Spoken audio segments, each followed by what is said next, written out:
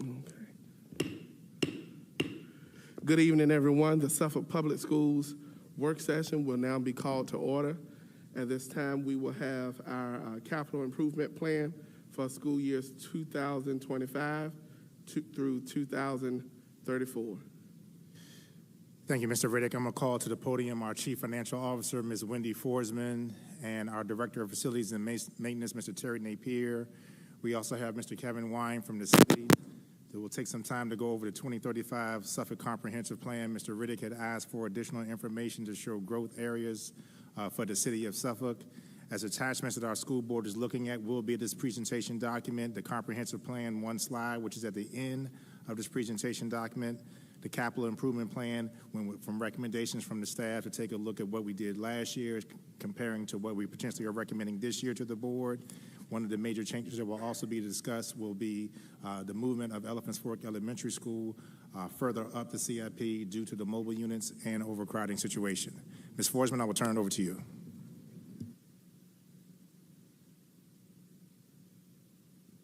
There we go. Is that better? Good evening, Chair Riddick, Vice Chair, and school board members. We have just a brief presentation tonight on the capital improvement plan and the submission that we'll be making to the city based on your decision tonight.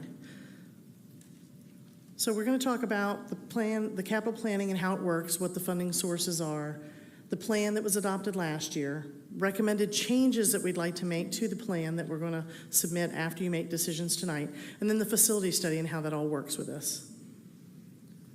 So I won't read this to you, but you can see that the cycle begins very early in the year in August, and that we check sheets and check with our escalation numbers with our architects and with others to see exactly where the costs are rising and which areas we need to look at specifically. We look at your priorities for last year, we look at funding, and we make some recommendations to the superintendent based on those numbers. Then we give the sheet to you all in August, so you have some time to look at it. October, it'll be, we'll submit it tomorrow once you all make your decision tonight. Then the city will get with us early October, and then also again in November. Then in February, the City Council considers their adoption of their 10-year plan. At that time, they adopt their plan, but it's not part of their budget because again, it's 10 one-year approvals. So they approve 1 year at the time for budget, but they approve the 10-year plan as this is what we're going to do.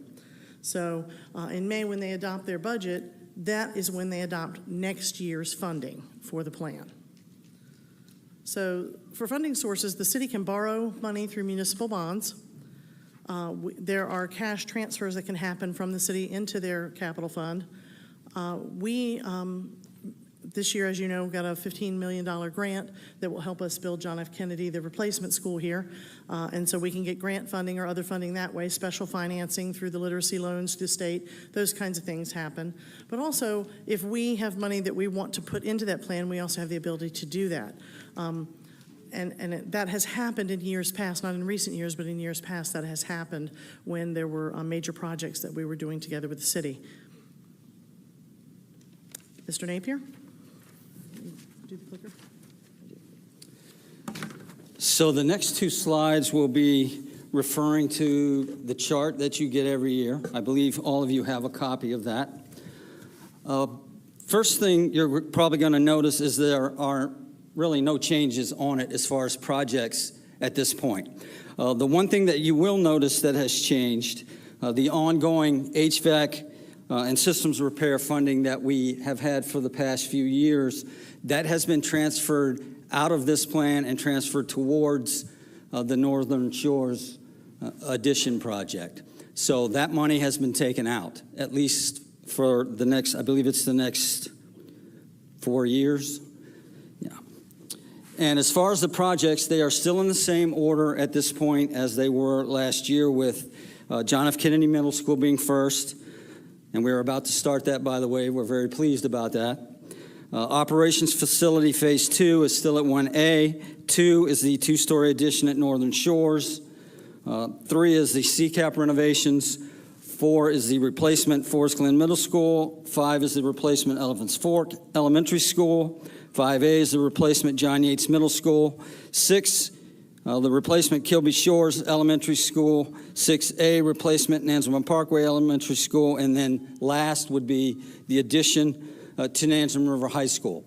If you look at your chart, those are listed on the left-hand column. If you go across the page, the red numbers are City Council approved numbers from their previous CIP, and the black numbers are your approved numbers from your previous CIP. So you can see any discrepancies there.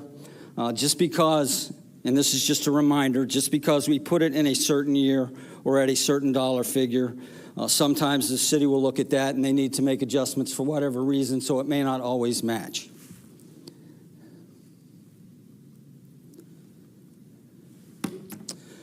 So what we would like to recommend as far as changes, we would like to move the operations facility phase 2 to the 2030-2032 budget cycle. This makes that project align a little more closely with the funding that the city has proposed.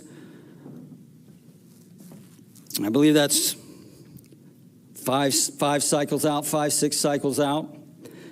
And then we'd like to switch the number 4 priority, which is the replacement of Forest Glen Middle School, with the number 5 current priority, which is Elephants Fork Elementary School. Now, as Dr. Gordon said, Elephants Fork has 13 mobile units. Forest Glen Middle School currently has 4, but I don't believe all of those mobile units are being used for classrooms. So I believe, and Ms. Forsman and Dr. Gordon and I believe we would get a bigger bang for our buck as far as student impact and as far as getting rid of mobile units, which has been a big push for our school division since Dr. Gordon arrived, and we've been very successful with that. Getting rid of 13 of them at one time, that's a big win for all of us. Escalation as far as funding and cost, escalation has been added to each project total cost in order to keep up with inflationary numbers. Now, this is our best guess at this point in time, but we're generally pretty close with that. So all of these projects have been escalated as they've moved out across these years on your form. This is just a reminder from the facility study. If you recall, each of the buildings that were looked at in our facility study received an FCI, or a Facility Condition Index. And the point I want to make here is, really, once you get over 30, the difference between a 31.7 and a 38.0, there's not a lot of discernible difference there. So I don't think by moving a project, either up or down, once you get over an FCI of 30, you're not really going against what we said in the facility study, because there's not a lot of difference in the condition of those buildings at that point. So this is just a reminder of what those FCIs were. You can refer back to the facility study if you want to see the specifics of that, but this is what they were at the time of the study.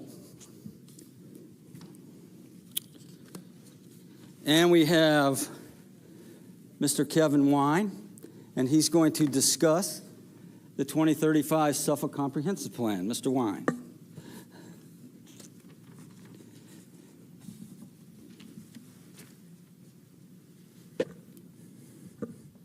All right. Thank you, Terry. Dr. Gordon, thank you for having us here. Chairman Riddick, Vice Chairman, members of the school board. The city thoroughly enjoys being a partner with you as you all make really important decisions as it relates to facilities and their placement. And what we have before you is an excerpt from our existing comprehensive plan, our 2035 comprehensive plan. You may be aware that we are well underway of updating this plan. We do so in 5-year cycles, but the importance of this document and those colors that you see on your screen really help inform our land use decisions and really help us identify and make good land use recommendations as city council as it relates to infrastructure available for development throughout the city, of which schools play a very important role in that. In fact, I believe there are only 2 schools that are located outside of our growth areas, Southwestern and Oakland Elementary School. So with that being said, what you have before you, we have 2 distinct growth areas in the city, one on the northern end, starting, of course, at the James River, coming all the way down to really just past Nansemond River High School. And that's kind of the break. And once you get back to where Wilroy Road meets Nansemond Parkway, coming back into the central growth area of the city, that is when you get back into the central growth area.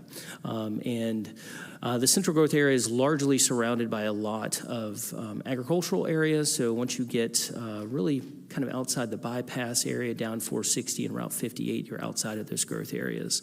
We utilize these growth areas to make land use decisions and recommendations to City Council as it relates to the availability of public facilities. That's a large section of our Unified Development Ordinance, which speaks to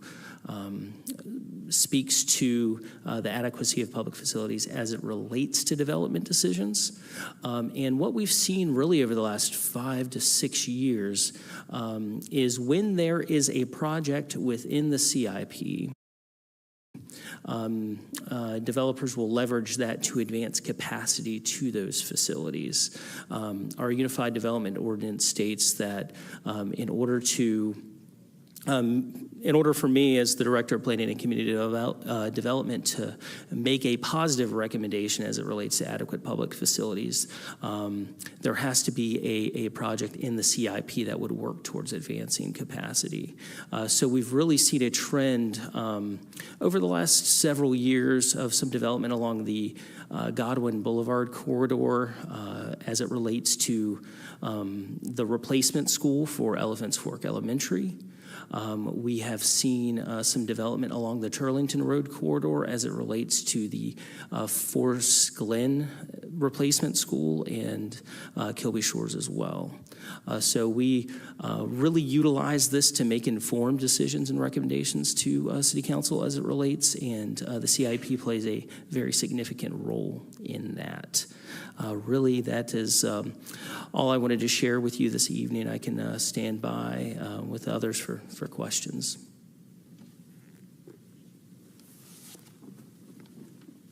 Are there any questions about any of that? Board members, this is our time where we can ask questions of both our staff as well as Mr. Wine on behalf of the city. I'm going to defer my comments to the end. I'm going to give board members an opportunity to ask your questions first. Board Member Brooks Buck. I don't have a question, but I would like to make a comment about my preference with regard to changing 4 and 5. I would agree that we need to move Elephants Fork forward. I realize how the numbers look, but I remember going to visit the school, and I also remember the fact that when we had the discussion about making JFK a priority, we looked at those numbers, the 38 and whatever the other number was, and we moved that forward because we talked about roofs and air conditioning and whatever as a basis for those numbers. And we didn't take into consideration that after the rain, this room that we're in, you would have been standing in a water puddle. Those things weren't considered, and when we considered those things, that's why we made this a priority. And I know that when we went to visit Elephants Fork, 300 children were using 2 bathrooms, one male, one female, one whatever. They were doing that. And so I think, and I would agree with making that a priority at this time, because we know that that building is really being used, especially with the 13 portable classrooms that we're using. So I strongly support the switch as a priority. I wish we could build both schools like we did with Florence Bowser and Fred Cherry, but that's just since we have some people from the city here, if we could do 2 schools, that'd be great. But if we can't, then I support the switch from 4 to 5. Any other board member wish to ask a question at this time? Board Member Byron. Mr. Napier, could you review, you said Elephants Fork has 13 mobile units. I know it's in small print there, but I just wanted the public to be aware. Forest Glen has 4 mobile units, which are not currently being all used, you said. Well, they're being used. I just don't believe they're all being used for classrooms. Right. Yeah, I'll chime in with that, Ms. Byram. We are using 2 of those mobile units for our focus centers for kids to actually get redirected. One of them has been used for storage, and the other one kind of fluctuates between an area for pull-out services and extra instructional support. Right. And other schools that are on this list here that you're showing us the facility study, Elephant Fork, John Yates, Kilby Shores, and Nansemond Parkway, how about mobile units at all of those? Could you review that quickly John for Yates me? has 0 mobile units, which is down from 18 at one point when Dr. Gordon arrived. So thank you, Dr. Gordon. Kilby Shores, I believe they have 9. And Nansemond Parkway, I believe they're down to 4 at this point. Right. Well, I have a concern where there are any mobile units, So that's why I want to bring that to the public's attention. But I am in agreement, Elephant's Fork needs to be addressed immediately. That would be my concern. But all of these, where we have mobile units, I want to say that I would like to see us move forward on those as quickly as possible. As Dr. Buck said, in the past, when we built 3 schools very quickly in concession, one consecutive after the other, we solved some of those problems, and since then we have not. And we need to address those issues. The public needs to address those issues, and they need to be very concerned about that. I think all Dr. Gordon and all of his staff are concerned about that. But we need to keep those things in mind as we move forward. But I think Elephant's Fork needs to be addressed, has needed to be addressed for a long time. Board members, are there any additional questions, comments? This is the time to ask them if you have them. I understand we kind of got, we just received this full presentation, but for the most part from our end, we had it a week. Board members, going once, going twice? Okay.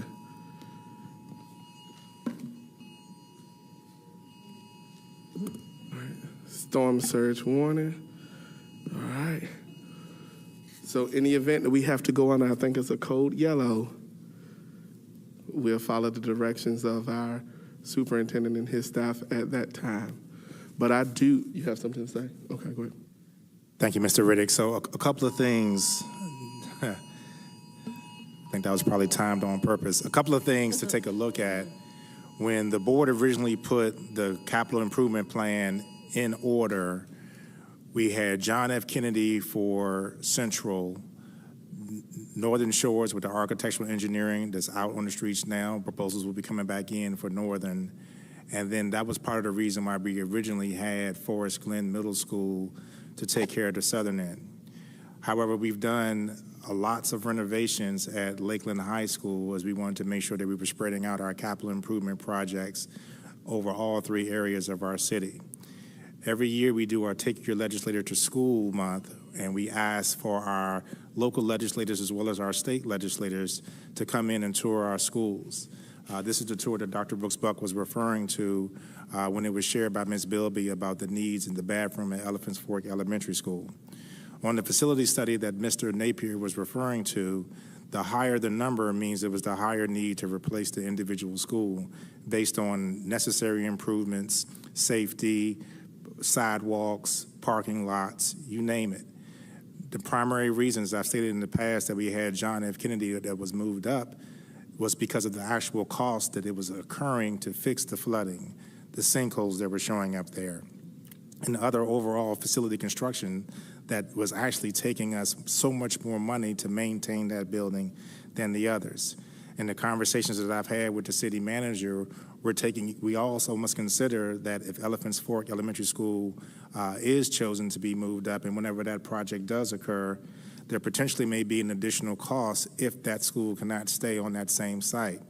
The primary concern from the city side, as well as from the traffic side, and I'm sure Mr. Privet with transportation would agree, is that there's one way in and one way out at Elephants Fork, which then backs up traffic onto Route 10, which causes a lot of safety issues in the morning, especially when we have individuals that do not follow the student pickup and drop-off plan. So if there is an opportunity where Elephants Fork Elementary School cannot be built on that site and we do have to relocate it to another site, you could potentially add $3 to $5 million for site acquisition. And I wanted to make sure that the public, as well as our new school board members, are well aware of that as we're moving forward and doing this entire plan. It is our goal to have John F. Kennedy Middle School completed by the summer of 2026 with a September start. It is our goal to have Northern Shores Elementary School have breaking ground ceremonies next summer, and then we'll be able to move into the other projects that the school board recommends. One caveat that I do have to point out is what Ms. Forsman said in her presentation.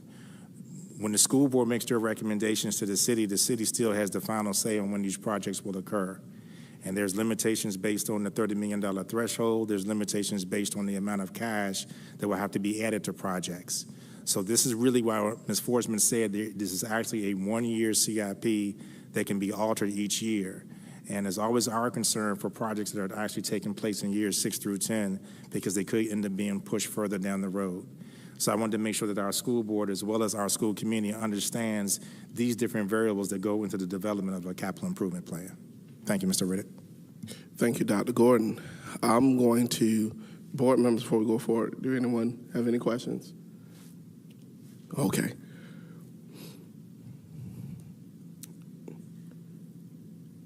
I'm grateful to the city of Suffolk for accepting the invitation I sent to come out and provide a presentation to the board about your CIP and the comprehensive plan.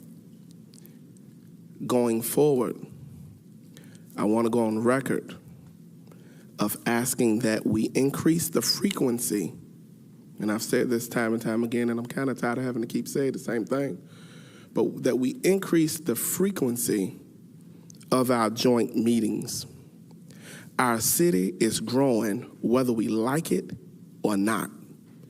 People want to move in Suffolk, and we have to stop being reactive and start pre-planning where the next school needs to be built, because that's a cost saving as far as acquiring land. For an example, you may need to build a new Oakland soon with the growth in the Chuckatuck corridor. It's more expensive to acquire land after development has already reached that area, because everybody is vying for the same land, than it is to do so now. This is not pointing blame at anyone, but it's a call to action from both governing bodies to come to the table and put together a strategic plan to rebuild our academic infrastructure. This building was built in 1964 and opened in 1965. The Three Triplets was built in 1974. These are Brown versus Board of Education separate but equal schools on the old city of Suffolk and Nesman County footprint. Our city is not growing as if it's two separate cities in that regards, but it's growing rapidly. And the longer we wait and teeter back and forth as to who controls what, the more our citizens, the more our taxpayers suffer. So I want to say thank you to our city manager for coming out. Thank you to Mr. Wine for coming out, giving us that presentation. That lets us know the growth zones, but we know there's some pipeline development that's going to happen, and we're looking forward to continue this working relationship with you both, along with our mayor and city council, to make sure Suffolk Public Schools is not behind the 8 ball, that we can come up in this race. Board members, at this time, there's no more questions for you. Staff, thank you. You did an excellent presentation. Board members, at this time, we have to choose the order of which we are going to do our CIP. This is the time where we do this, and we recommend it to City Council. It goes to the Planning Commission in December, I believe. They look at it, they review it, thumbs up, thumbs down.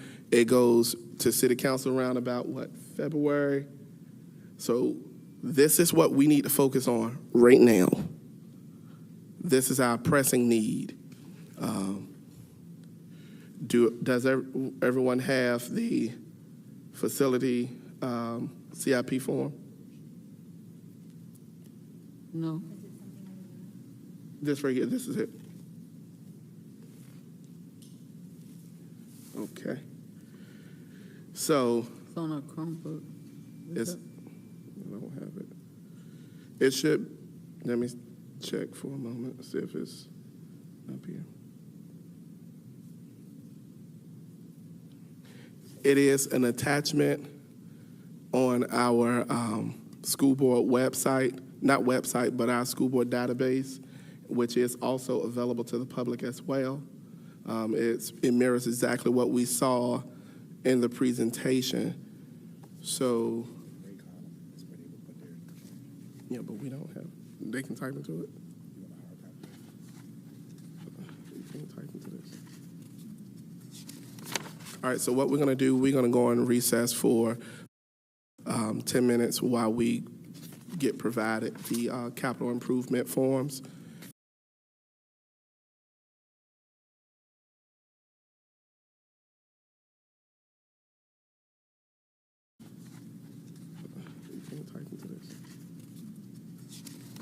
All right, so what we're gonna do, we're gonna go on recess for 10 minutes while we get provided the capital improvement forms, and then we'll resume and do our CIP and move on.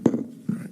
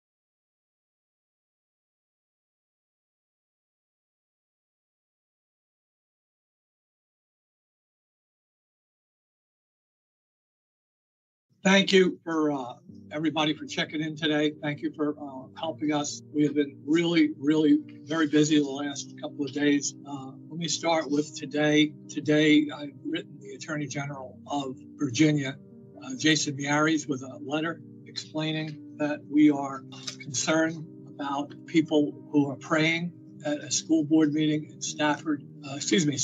Suffolk County is a very large town, Virginia. It was part of a county called Suffolk, but now it's a city of Suffolk. The school board there shut down and had police silent people doing the Lord's Prayer at a public meeting.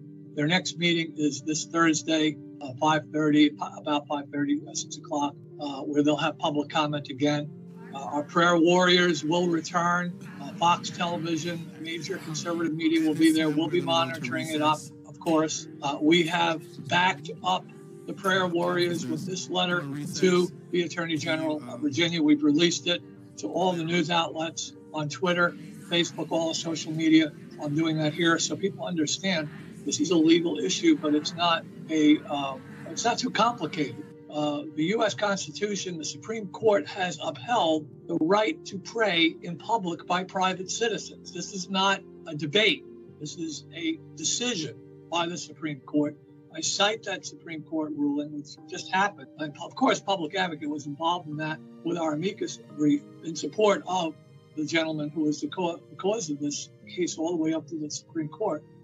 It's fairly straightforward. The U.S. Constitution allows you to have your religious liberty from the founding of our country. In this case, in Virginia, there is a special part of our Constitution, Virginia Constitution, which guarantees religious liberty and specifically does not allow any government official, just like the First Amendment with the federal Constitution, the Virginia Constitution has a segment in it that says, no, leave people alone who pray, specifically Christians and anyone with devout views who pray in public. Do not interrupt their religious beliefs under any circumstance. So it's actually a sanction that if you do this, you forfeit your office. This is something that's very well spelled out in our Virginia Constitution. So I have written Jason Mieri's copy of that is being posted on our website, publicadvocateusa.org, and we are distributing that to the news media today, 2 days ahead of time of the meeting. We don't expect there to be a problem on Thursday, but there'll be plenty of people in the media. Fox Television, Breitbart will be there, Public Advocate will be there to make sure that the law is upheld and not ignored, and that there be a sanction of some kind coming. There is a lawsuit. Public Advocate will look for that and will support it in whatever way we can, as filed by the attorneys for the prayer warrior. We hope to make a difference for the prayer warriors in Suffolk as well. God bless you and God bless America. Bye-bye. If you guys don't mind, I'd like to pray for Suffolk Public Schools with all of you. We can't do that. Why can't we? I like to pray for our students in our school. That's not in what you signed up to do, man. We ask that you get back onto your topic.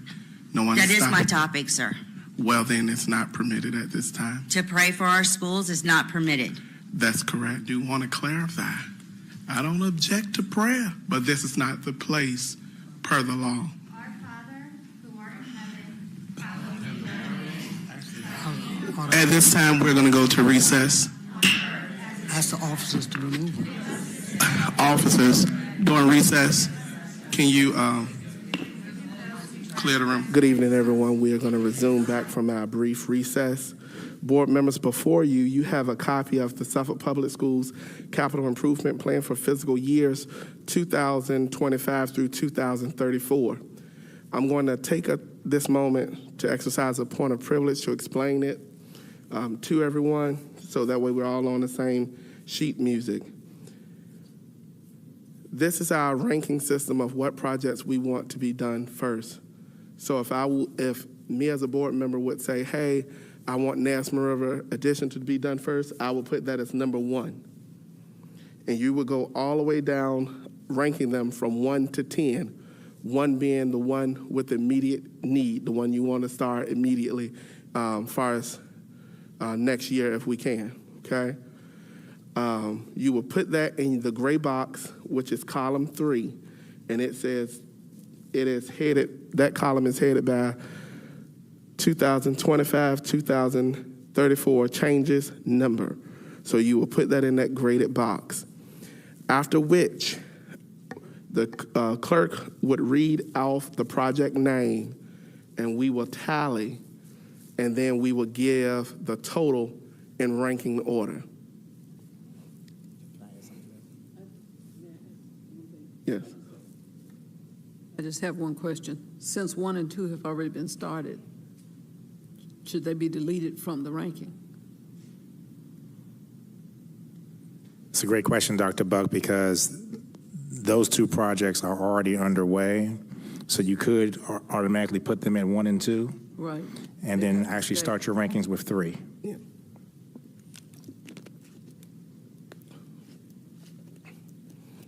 And Mr. Riddick, we have to keep them on here per Dr. Buck's question because these are multi-year projects. So even though they're started, their completion dates are still 2026 and I believe 2027. So they still need to remain 1 and 2. No, I fully understand. Board members, are there any additional questions? All right, so at this time, let's take a moment to go ahead and complete our ranking, and then we will call our ranks out.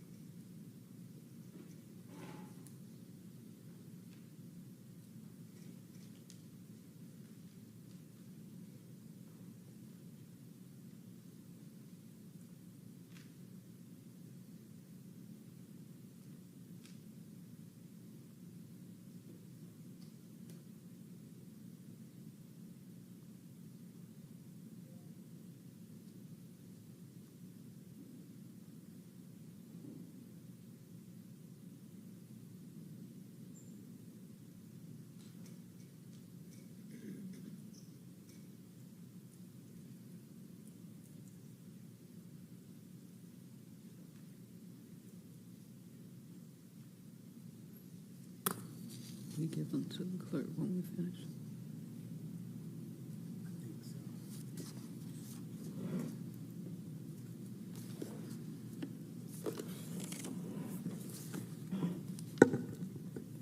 Board members, when you're turning those sheets in, if you would also include your name on the sheet, so that way the clerk can reference who has given what order to what project.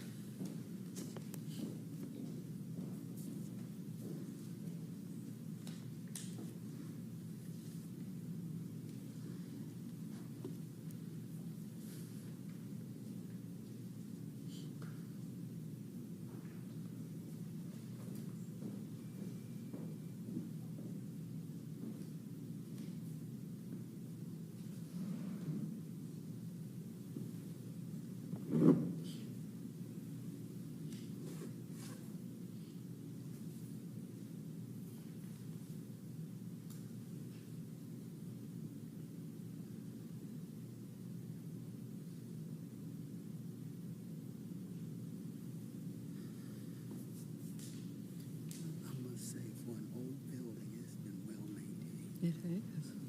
When I think of all the times we fixed it, we have poured millions of dollars into this school. Sure. Because when we took it to school,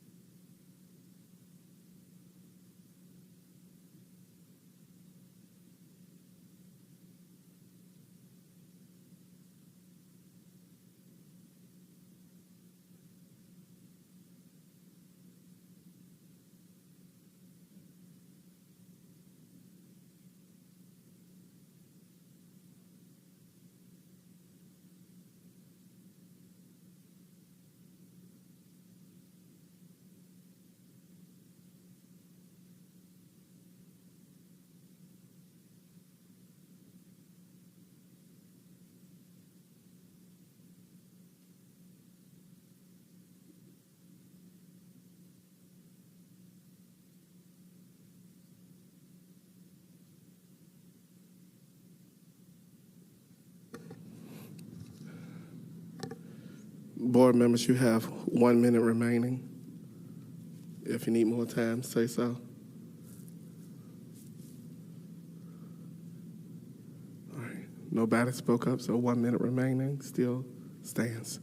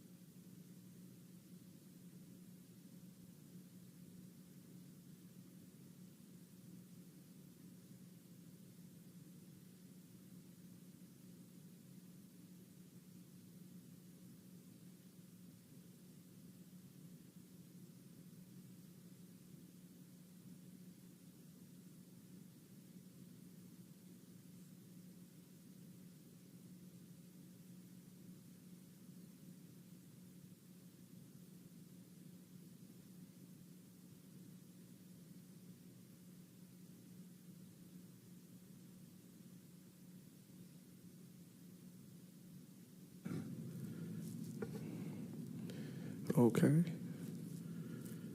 Clerks, you need a little more time or? Okay.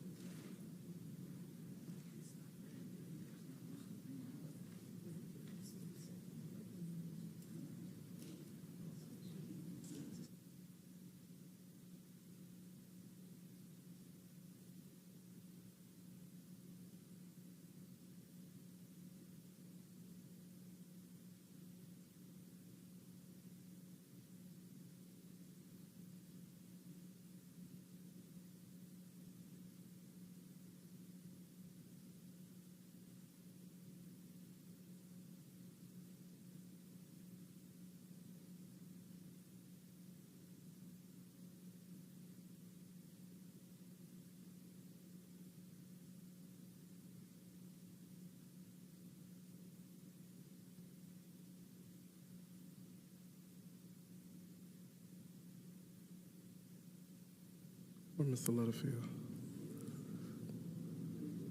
Okay. All right, at this time, Madam Clerk, if you could read off the list. So, that's a storm out. Madam Clerk, if you would read the board member name and then read off their ranking as they have it expressed on their paper. Okay. Board Chair Tyron Riddick. Number 1, John F. Kennedy Middle School. Number 2, Northern Shores Elementary School. Number 3, College and Career Academy at Pruden.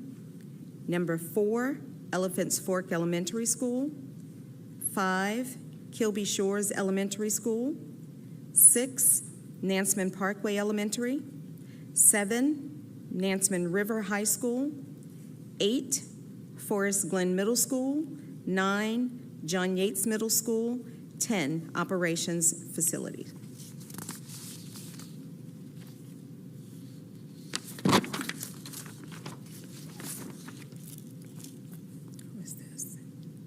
Dr. Judith Brooks Buck. 1, John F. Kennedy Middle School. 2, Northern Shores Elementary. 3, CCAP. 4A, Operations Facility Phase 2. 4, Elephants Fork Elementary School. 5A, John Yates Middle School. 5, Forest Glen Middle School. 6A, Nansemond Parkway Elementary School.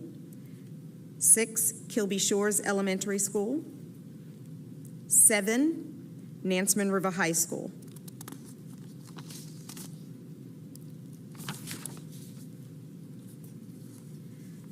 Kim Slingluff. 1, John F. Kennedy Middle School. 2, Northern Shores Elementary. 3, College and Career Academy at Pruden. 4, Elephants Fork Elementary. 5, Kilby Shores Elementary School. 6, Forest Glen Middle School.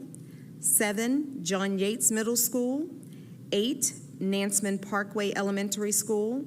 9, Nansemond River High School. Phyllis Byram. 1, John F. Kennedy Middle School. 2, Northern Shores Elementary School. 3, College and Career Academy. 4, Elephants Fork Elementary. 5, Forest Glen Middle School. 6, Operations Facility. 7, John Yates Middle School. 8, Kilby Shores Elementary School. 9, Nansemond Parkway Elementary School. 10, Nansemond River High School. Heather Howell. 1, John F. Kennedy Middle School. 2, Northern Shores Elementary School. 3, College and Career Academy. 4A, Operations Facility. 4, Elephants Fork Elementary. 5A, Forest Glen Middle School. 5, Nansemond River High School. 6A, Kilby Shores Elementary School. 6, John Yates Middle School. 7, Nansemond Parkway Elementary School.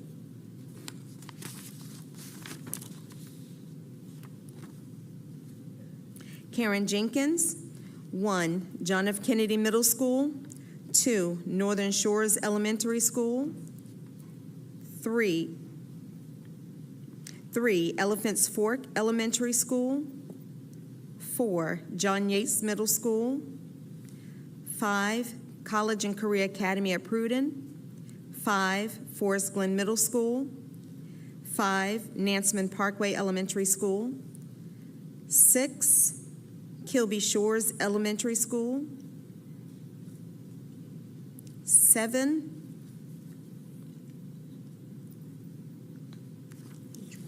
Did she say, is that 7 or 8? That's 8. 7, Nansemond River High School. 8, Operations Facility. Okay, what's the last one? You have that one? Right here? Dr. Brittingham. 1, John F. Kennedy Middle School. 2, Northern Shores Elementary School.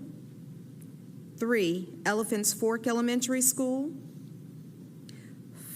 4A, Kilby Shores Elementary School. 4, Forest Glen Middle School. 5A, College and Career Academy. 5, Nansemond River High School. 6A, Nansemond Parkway Elementary School. 6, John Yates Middle School. 7, Operations Facility.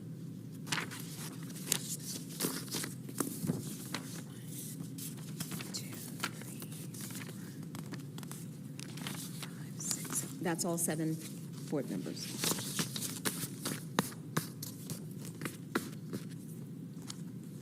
Okay, if y'all can give me one moment, we got 4 for CCAP, 3 for Elephants.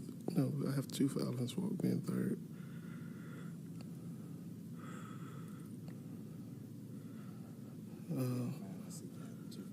Mm-hmm.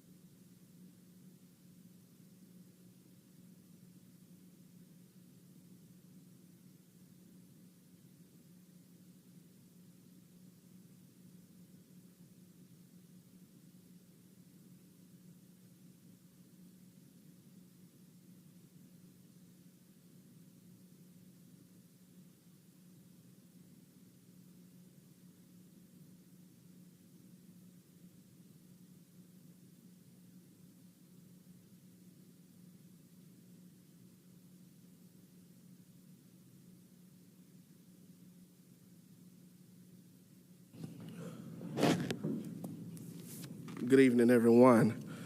So basically,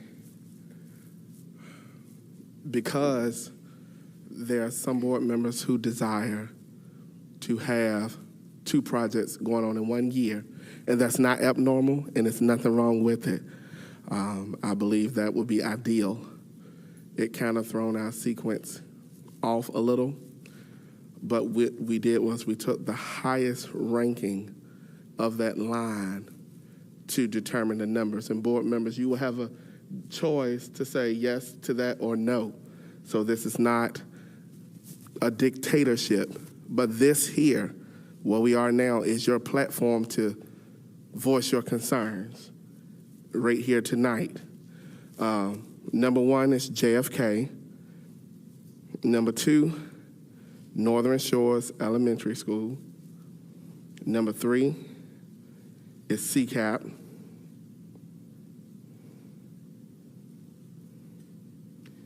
Number 4 is EFE.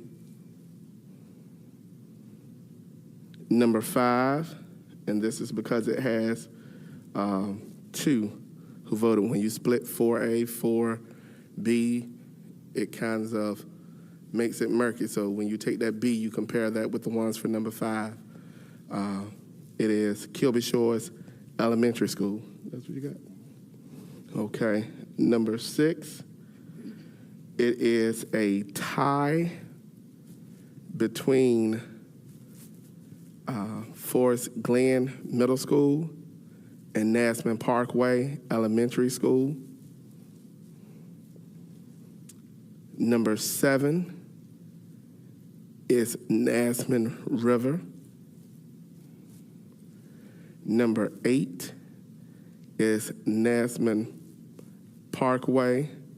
Well, basically, let me go back. That number 6 and number 7, that place where it's a tie, the one who we vote out of that would be number 6, and the next one would drop automatically to the 7th position. So our number 9 would be Nasman River. And the number 10 would be the Operations Center. This is why it's extremely helpful for us to know the CIP, and not the CIP, but the comprehensive plan, so we know how our city is growing. So when we rank our priorities are ranked where the growth is designed to go versus where we wish for it to go, as far as project-wise. That's using evidence-based, that's using the data. If we know we're going to approve, and I'm just throwing this out there, 3,000 homes in the Kilby Shores zone, we wouldn't make Kilby Shores last on our CIP because we know there's going to be some impact of the school. That's why the joint meetings and us having these conversations are fruitful. We're missing one. Can you read the list over again, please? Okay, I'm gonna read the list again.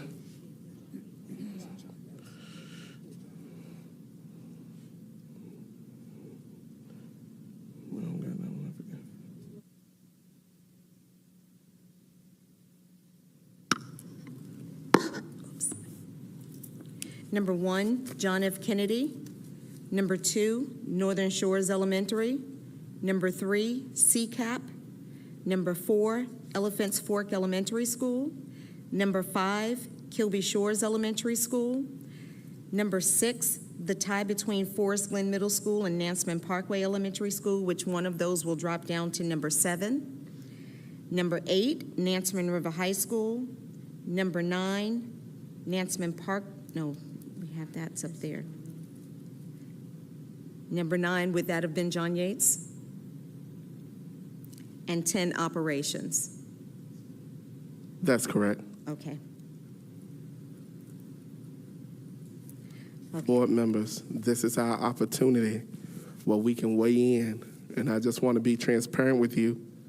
Let's not fight over anything past years 1, 2, 3, 4, because we project 10 years, but we're going to come back again next October to do the same thing. So what's important is the next budget cycle, which is 24, 25. So if your pet project is not that top one, don't feel slighted, don't feel as if you're shoved into a corner or someone is trying to silence you. City Council cannot fund a project 10 years down the road. We don't know where we would be as a city economically. So what's most important is the next fiscal year. So board members, are there any questions or comments regarding the ranking that we have thus far? Board member Brooks Buck. My concern is that John Yates was built in the same year as Forest Glen and Kennedy. And it's further down than, when we talked about Nansemond River, we talked about an addition to Nansemond River, not a new school. When we talk about John Yates, we're talking about a whole new school. And so my concern is where John Yates' position is. And I just wanted to bring that up. Okay, I don't know how it got pushed all the way down to 9, but it. Yeah, John Yates is currently our 7th on the CIP, and we do know that that can change based off of on the year. On the I year understand and the what you're funding. saying, but I said my point was when you ask about our comments that was built in the same years as these schools, so I know how old it is. And one is in addition to a school, and the other is a whole new school, and I just wanted to make that point. Yes, ma'am. Okay, that's all. It's not enough. I just want to reaffirm, based on what you just said, that our most immediate goal is to figure out the next 4 years out. And so it sounds like we've all agreed we need to move Elephant's Fork up. Beyond that, we're going to be back here next year discussing this again, correct? That is correct. Dr. Gordon. Thank you, Mr. Riddick. And yes, Ms. Howell, that is correct. However, for the city's planning purposes, once you all decide the order during your break when you're in dinner, then Mr. Napier, Ms. Forsman, and I will then get together and pick the years to try to keep them close to the money that's allotted at the bottom. And then we'll bring that recommendation to you all for action during the board meeting. So Mr. Riddick and Ms. Howell are correct when we have to focus on the first 5 years. However, we do need to keep in mind the totals, especially with the meeting that we had with the city asking us to keep in mind the other city projects that are happening to make sure that we can keep these numbers close for them to be able to afford it. I want to point something out as well. When new development is being built, if the school doesn't have capacity, developers are assessed proffers. But because of the way things are structured, when the school opens or when the property is sold, if its capacity at that school at that point, proffers then don't have to be paid. So this is why it's very important that maybe we can get Mr. Wine and Mr. Moore and all of us together, the joint board and the joint council together to explain this process, because as our city is growing, we have to build where the growth is. I understand, some schools are older than others. I get it.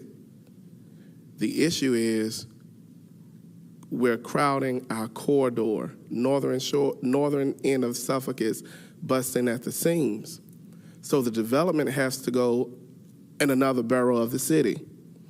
And it's either the Chuckatuck, the Suffolk borough where the farmland is, but that's still really Holy Neck. So those downtown schools such as your Kilby Shores, your Elephant's Fork, your Hill Point, those schools are gonna see an increase in students. And I know you have heard it thrown around, the school system can solve this by rezoning.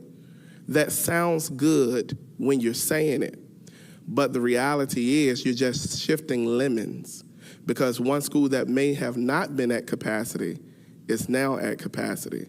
And what we really need to do, just as we have a comprehensive plan for city growth, there needs to be an in-depth infrastructure plan with us in city council on anticipated school growth.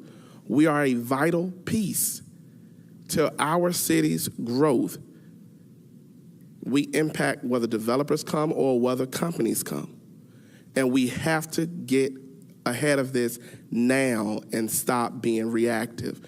Not blaming anyone on council, not blaming anyone on school board or anybody working those offices. We inherited this. Let's fix it. Let's move forward. Board Member Brooks Buck. I know we started the Operations Center, I don't know how many years ago. How many years ago? 5. And we're talking about not finishing it for another, I don't know how long. Is there any, I know the cost goes up every time we delay it.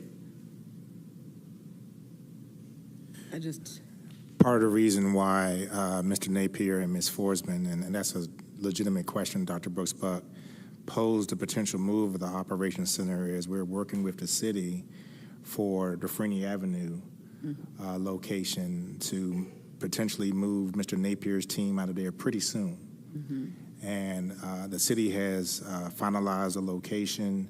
We're going to bring that information back to you all next month after we finish our estimates for that.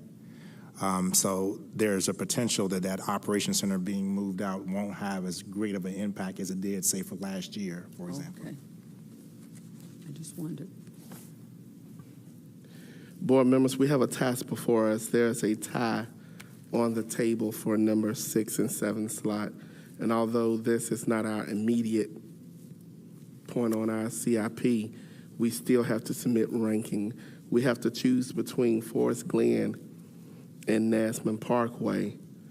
So what I would like for us to do is a roll call.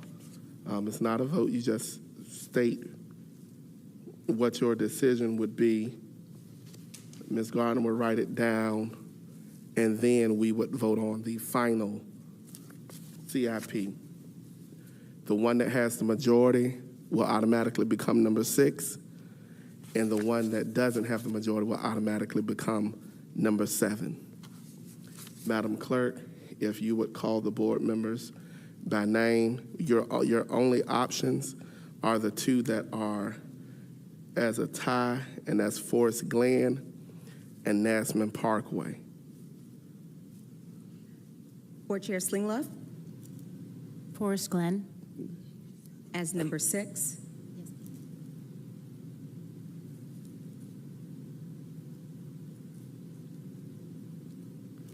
Board Member Jenkins Forest Glen. as number 6. Yes. Board Member Brittingham Forest Glen for number 6.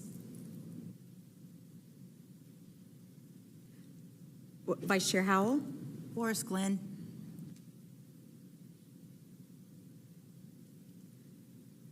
Board Member Brooks Buck, Forest Glen. Board Member Byram, Forest Glen. Board Chair Riddick, Forest Glen. Forest Glen is number 6, and Nasman Parkway is number 7. Ms. Gardner, to prevent any ambiguity, I'm going to ask that you would state the orders from 1 through 10 again. Sure. And board members, what she is stating is what we will vote on in our general meeting. Number 1, John F. Kennedy Middle School. Number 2, Northern Shores Elementary School. 3, CCAP. 4, Elephants Fork. 5, Kilby Shores. 6, Forest Glen. 7, Nanceman Parkway Elementary School. 8, Nanceman River High School. 9, John Yates Middle School. And 10, Operations. Okay.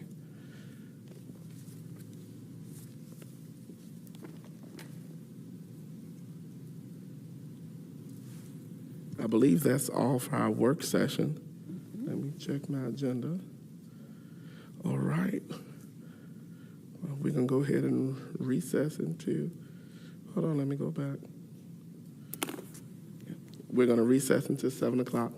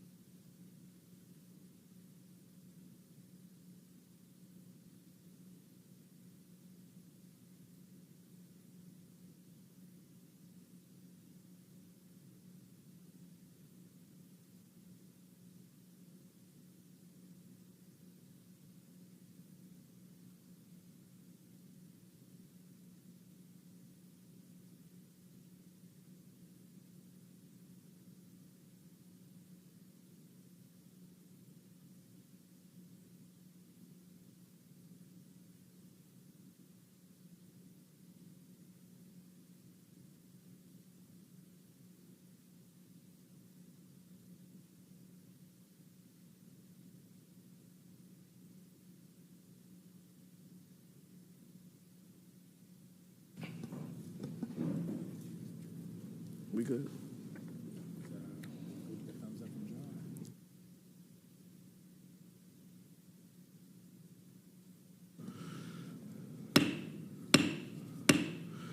Good evening, everyone.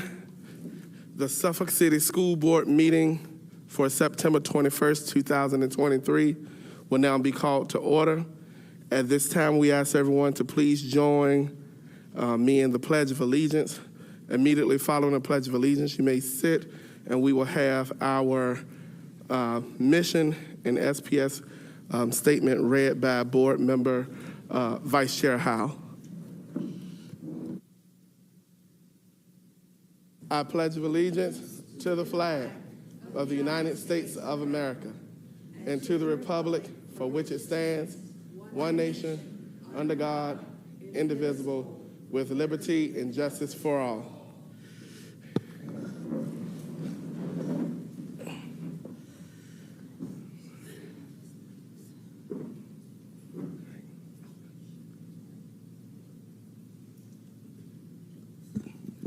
The mission of Suffolk Public Schools is to produce 21st century learners that will become productive citizens in society, foster a dynamic, safe, and nurturing learning environment, partner with school community for the benefit of students and staff, strengthen the school division by employing a highly qualified and diverse staff, effectively and efficiently manage capital and human resources, effectively communicate to increase community investment.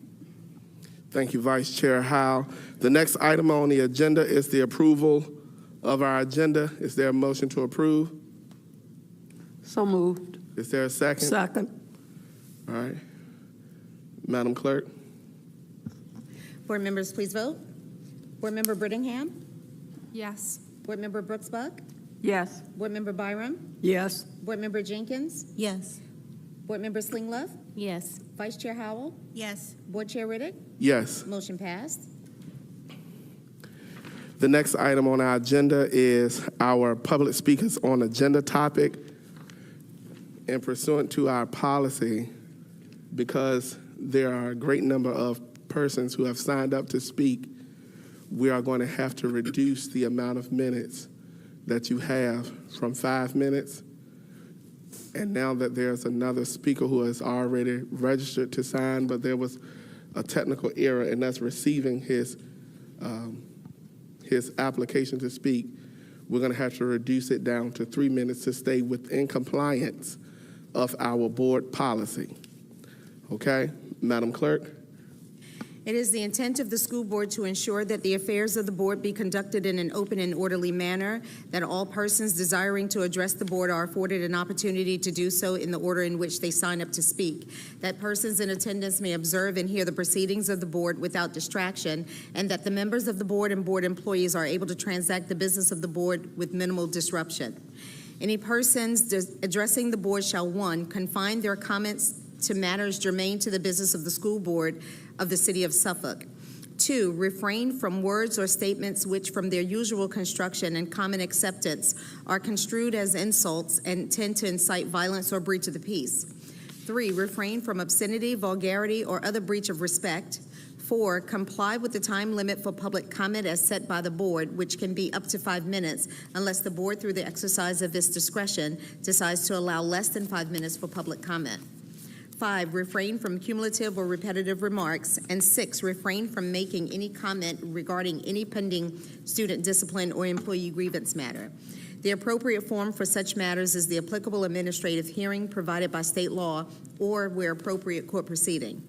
Expressive activities, religious or secular, including but not limited to petitioning, picketing, displaying signs or posters, solicitation, demonstrating, pamphlet distribution, and conducting polls shall not be that will disrupt the orderly conduct of the meeting shall not be permitted in the meeting area where the school board is meeting, the waiting areas or corridors adjacent thereto.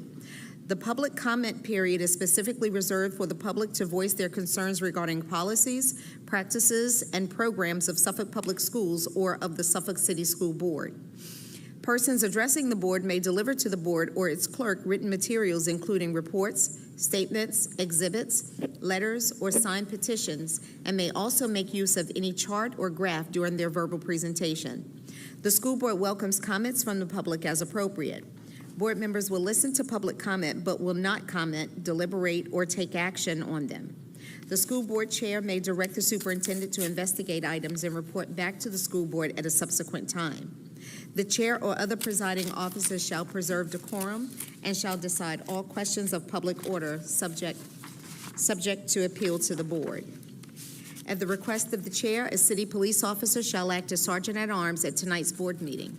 The officer shall, under the direction of the chair or other presiding officer, have charge of the meeting area, the waiting areas and corridors adjacent thereto, and shall prevent disorder or interruption of the business of the board. Our first speaker,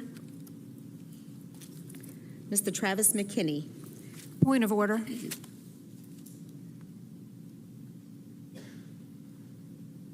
When you raise a point of order, you're supposed to begin immediately to state what you're objecting to. Okay, I can do that. The point of order that I'm bringing before the board today is that the form and process used to have constituents sign up to tonight's meeting is out of order. Because the form and the process were not adopted by the school board previously, it is in effect to suppress free speech. I am concerned that many individuals were not allowed to sign up to speak on both the agenda time and non-agenda time tonight because this form and process were enacted improperly. Additionally, in our process and in our policy, it says that late appearances can submit until 5 o'clock, whereas the website says 12 noon. According to Robert's Rules of Order, if that's what we're following, I would like to make a motion to allow citizens who were prevented from being signed up because of the form and process being out of order, that they may be allowed to speak if they choose to still do so, either at the agenda time frame or the non-agenda time frame, due to the fact that the school board has violated both policy and process by enacting a new form and process without the school board previously adopting it. At this time, I'm going to ask Attorney Waller to weigh in. Mr. McKinney, you can take a seat while we resolve this matter. That the last hour for signing up was 12 noon. Another part of the policy indicated that it was 5 o'clock. Because of that difference in the time in two different places in the policy, I believe what the clerk did today is that anyone that contacted the office after the 12 o'clock hour, she still allowed them to, in fact, sign up. So I'm not aware of anyone that may have contacted the clerk's office to request to sign up that she did not allow. And I can let her speak to that if, in fact, I'm incorrect.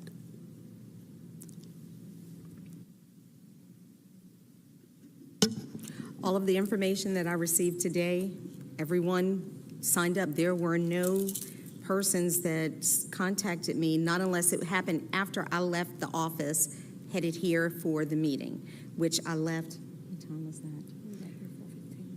I got here maybe around 4:15.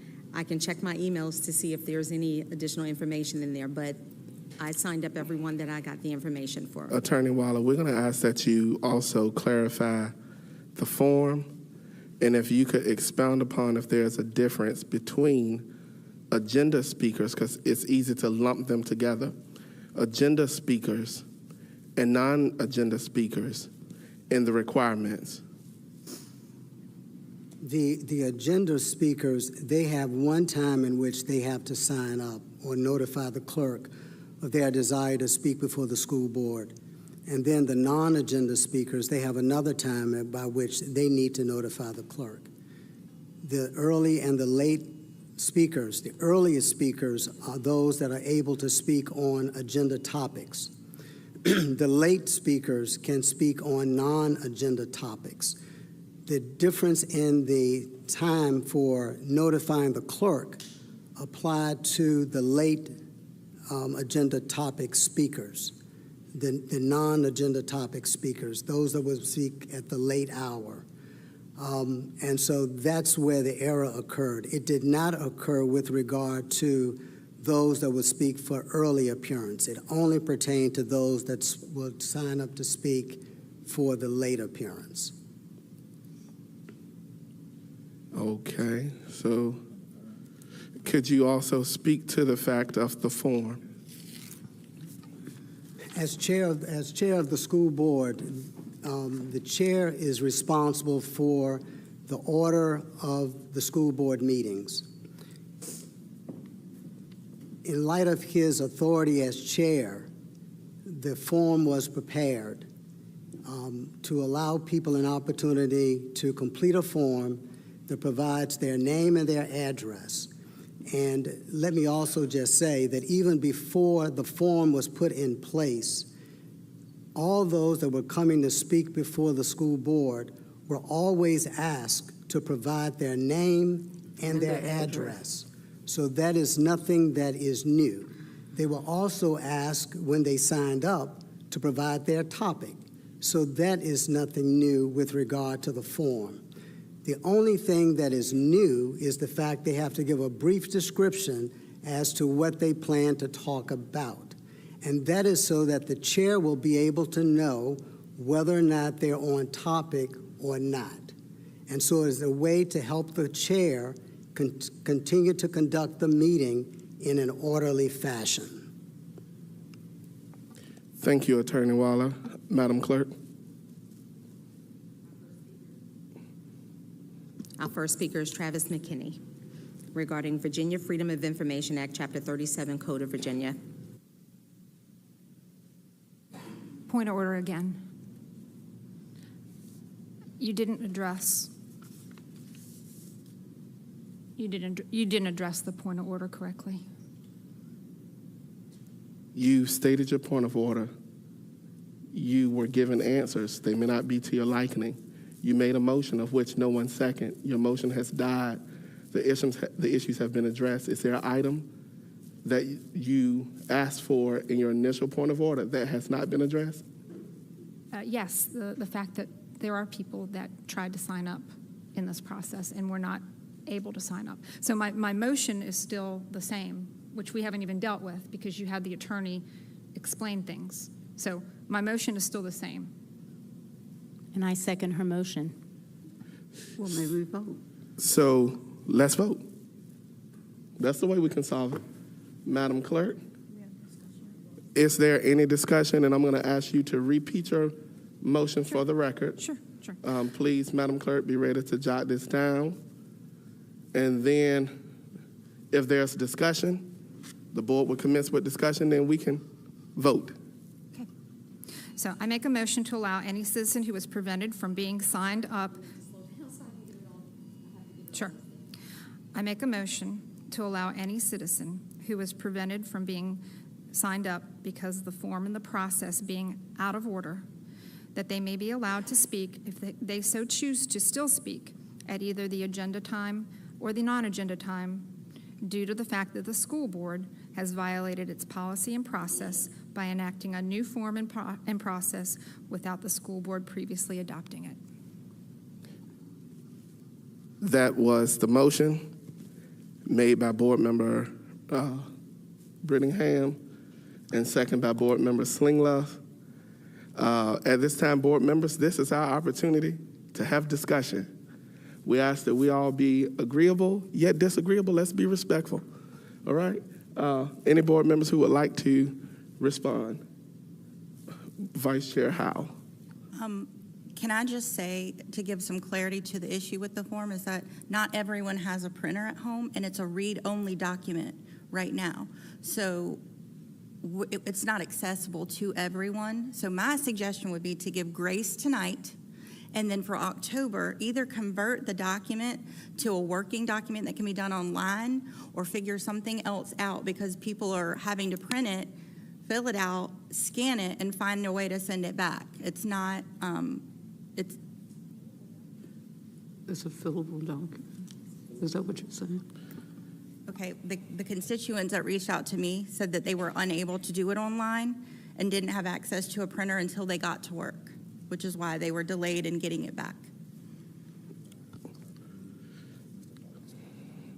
I'm going to, before we hear from Board Member Brooks Buck, I'm going to ask Attorney Waller to describe the document that citizens were asked to complete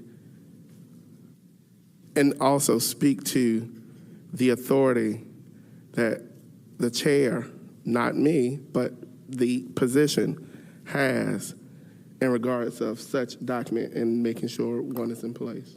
I think I spoke to the issue of the document and the chair having the authority to ensure that the meetings are conducted in an orderly fashion. And the purpose of that document is to ensure that that takes place. I wasn't responsible for putting the document online for people to actually access, but what was told to me was that it would be a fillable document where they could fill it in online and then email it back in. So I wasn't aware that people had to actually print it. Attorney, while I'm going to scan stop you there. I just went to the website, spsk12.net. I clicked on school board. I clicked on the form that says to speak at, which one I do? I think it was the form to become a speaker. It's a fillable document.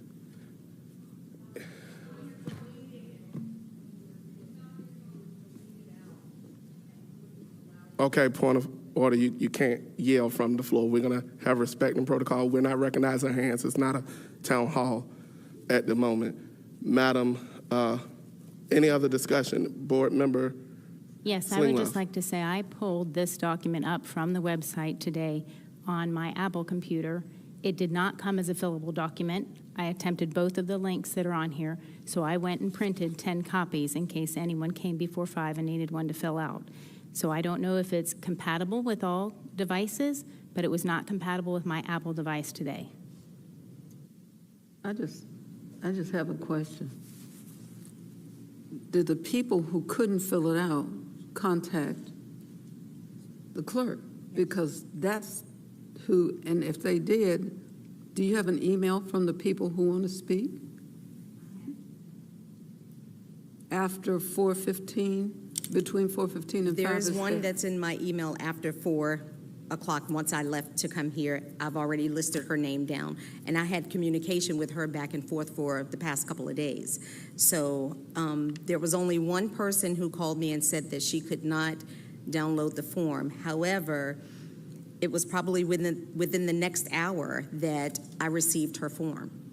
Right. She is on the list to speak. So she is on the list to speak. I just wanted to know. Thank you. I made sure everyone that I talked to had the opportunity. Okay. So is there any further discussion?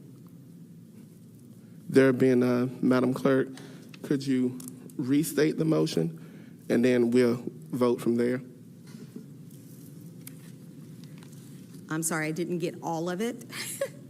Do you want me to read it for you? Can she read it again, Mr. Riddick? Yes, but I need you to confirm that you have it before we vote. Well, the motion that she made was to allow the citizens that were prevented to speak due to the form, the new form being enacted, either an early agenda item or non-agenda item, allowing them the time to speak tonight. Yes. You have additional that you Yeah, stated? there's more to it than that, but Okay, yes. so I'm asking you to read the whole statement you stated initially. I make a motion to allow any citizen who was prevented from being signed up because of the form and the process being out of order, that they be allowed to speak, if they so choose, to still speak at either the agenda time or non-agenda time due to the fact that the school board had violated both the policy and the process by enacting a new form and process without the school board previously adopting it. Madam Clerk, do you have all of that information?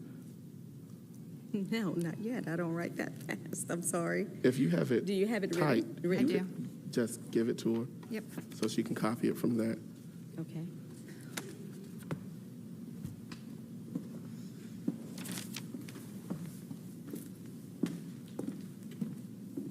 Great, thank you.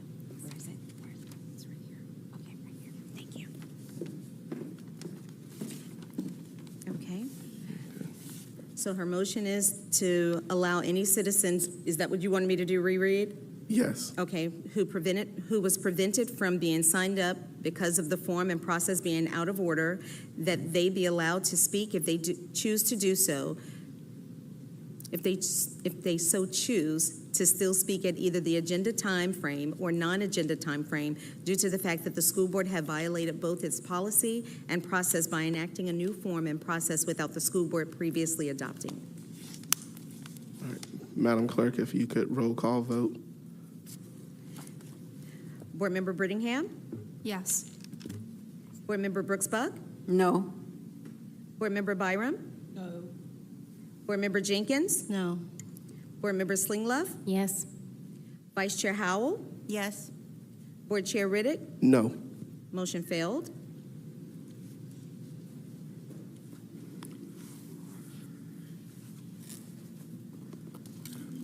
Mr. McKinney, whenever you're ready, you can. Yes, Travis McKinney, Virginia Freedom of Information Act, Chapter 37, Code of Virginia. Mr. McKinney, you have to hit the button on the microphone base. There we go. All right, so it's been almost 2 years since I first approached this board, and I accused the board of failure of leadership, nothing but control, power, and manipulation. Here we are, right here in the very public, doing the very same thing I said 2 years ago. So let's do a quick review. Online, there is or was a form. I tried to access it at 8:30. It's no longer online. And this form that they're talking about here made requests of personal identifiable information, or PID or PII. And they said to compel you to speak in front of here, you had to give up your home address. Now, practices in the past doesn't forgive anything when it comes to what is constitutional and what can and cannot do. That form that you have online is a deterrent to free speech. It denies equal access for the public, and it's an example of a government prior restraint. I am so glad that I did not see it when I came in the door. I'm glad that you allowed me to come speak in front of you tonight. I come to talk to you tonight about FOIA. Earlier this evening, Mr. Waller received an envelope that looked kind of similar to this one here, which was a notice of service of a complaint that's going to be filed in a FOIA violation to the terminology of trusted adult. I'm glad that you let me speak tonight because this one has your name on it. I'll be back later.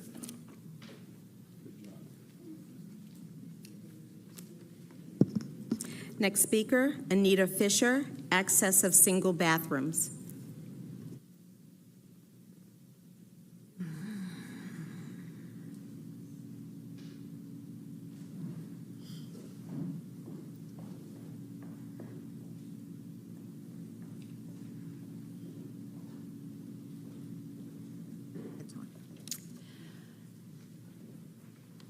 My name is Anita Fisher, and I live at 312 Cedar Street, Suffolk.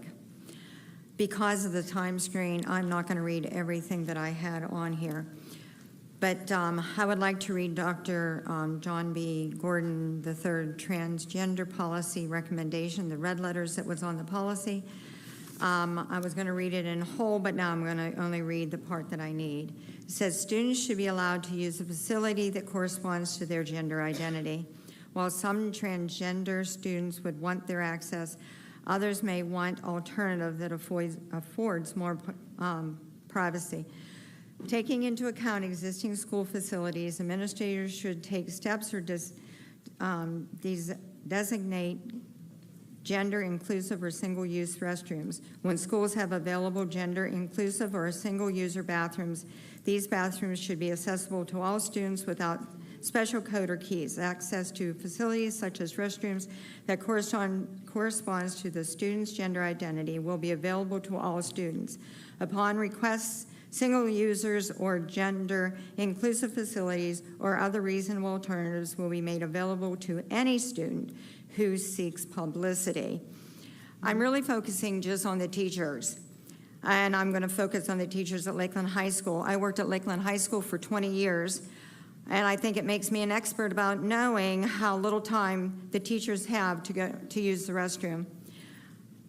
There are only 4 single teachers' bathrooms, 2 upstairs and 2 downstairs, and 90 teachers and teachers' assistants that need to use them throughout the day. Morning before school starts, in between classes, lunch, and planning duty is the time slots that most teachers are able to go. This means that if you take 5% of the 1,085 students that want privacy, that is 54 students competing with the 90 on teachers and TAs to use the 4 bathrooms. Or let's go to 1%. That is 11 added to the 90. Do you see the dilemma?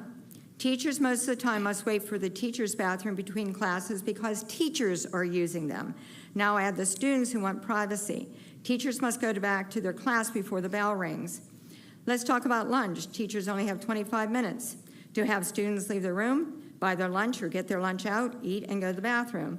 They arrive at the bathroom to only find out a student is using it. Now waiting, bell rings. Must go back to classroom. Planning is 45 minutes. Working to get something done, go to the bathroom, and now waiting for a student using the bathroom. Duty, not supposed to leave their station. Get someone to cover, arrive at the bathroom. Do you get the picture?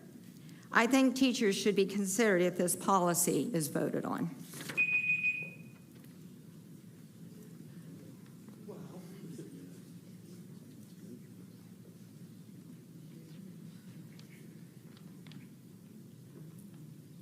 Janet McKinney, minutes of the August 2023 Suffolk School Board meeting.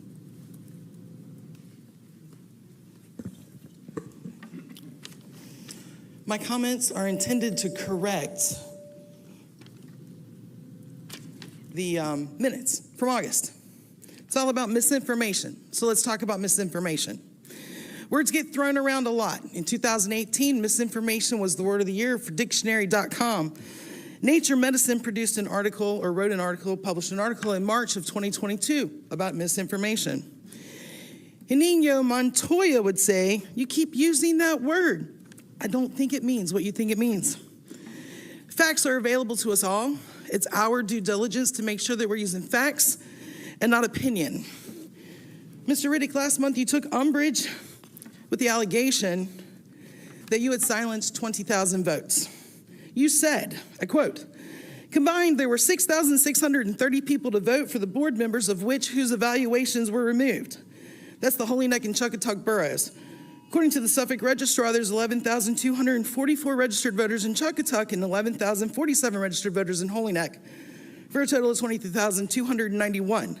Virginia Department of Elections says that in the school board votes that were cast in November 22 was 5,710 for Chuckatuck, 6,131 for Holy Neck, for a total of 11,841. I'm not sure how you derive 6,630 votes, but that's factually wrong.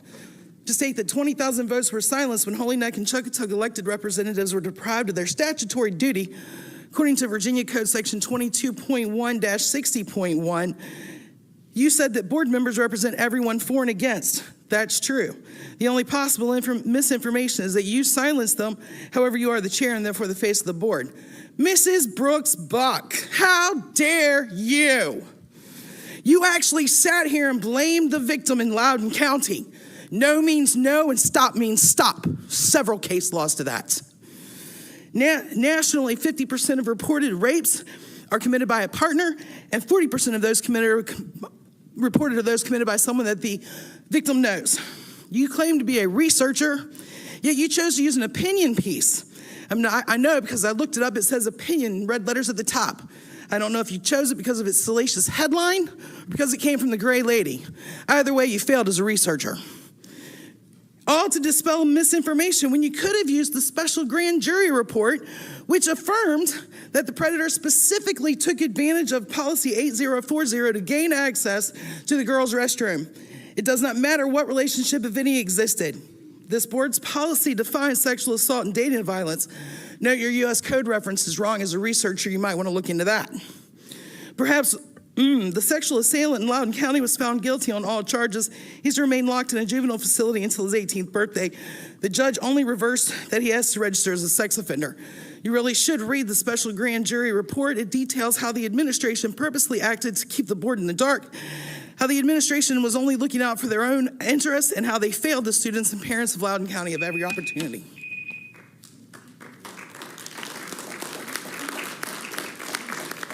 We ask that you hold your applause. Next speaker, Patricia Holloman, regarding school board's transgender policy.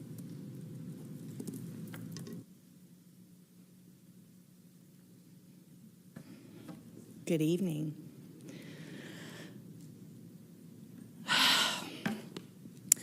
Last month, I listened to a parade of people consumed by ignorance come into the school board chambers and pronounce at the top of their lungs that they wanted to protect parents' rights and ultimately protect our kids, while at the same time demonizing a population of our kids, not because of their grades, their behavior, or their actions, simply because of their gender identity. Based on the agenda tonight, I'm sure we're going to see more of the same, and it'll probably be topped off with another round of people imposing their religious beliefs in a secular meeting. Last month, I heard a lot of comments regarding the transgender policy and how the policy would include an exception for the disclosure to parents in the event that there's deemed to be a real-life threat to the student's physical or mental well-being. I would remind parents that this policy only allows that exception for the most extreme situations. And if you're confident in your relationship with your child and your child-rearing skills, you should have nothing to be concerned with. 1.8 million LGBTQ youth consider suicide every year, and at least one attempts it every 45 seconds. That means 2 have attempted while I've been speaking. These kids aren't depressed and thinking about or attempting suicide because they're confused about who they are. They're doing it because they're being harassed and bullied and abused. And more than 80% of them admit that the people that are doing the bullying and the abusing are their direct family members. Let's speak some plain truths, citizens. You're screaming about parents' rights to mask their true fear, a fear that your child might in fact be the one who comes out one day and that they might need to be protected from you. One of the other complaints I heard was about the bathrooms. And you know what, Dr. Gordon, we got to do something about those bathrooms. Those parents are right. We got problems in there, like fighting, like vaping. Okay, those are the real issues at hand. Kids are more concerned about coming in contact with feces on the wall than they care about who's in there to use the toilet. Another point I heard last month was repeated condemnation of the idea of giving transgender kids dignity. Multiple speakers made comments along the lines of, what about the other 99%? To that I ask, what about them? Those kids are afforded dignity and respect all day, every day. And I also would point out, giving dignity to one minority group that might need some protections in place does not exclude dignity from the majority. And you bringing up conversation regarding policies to protect the dignity of a minority group is short-sighted, it's dismissive, and it's bigoted. It's sort of like saying all lives matter in a conversation about Black lives. To any LGBTQ youth that are watching this right now, I'm saying to you as the aunt of a trans person, I will fight for you.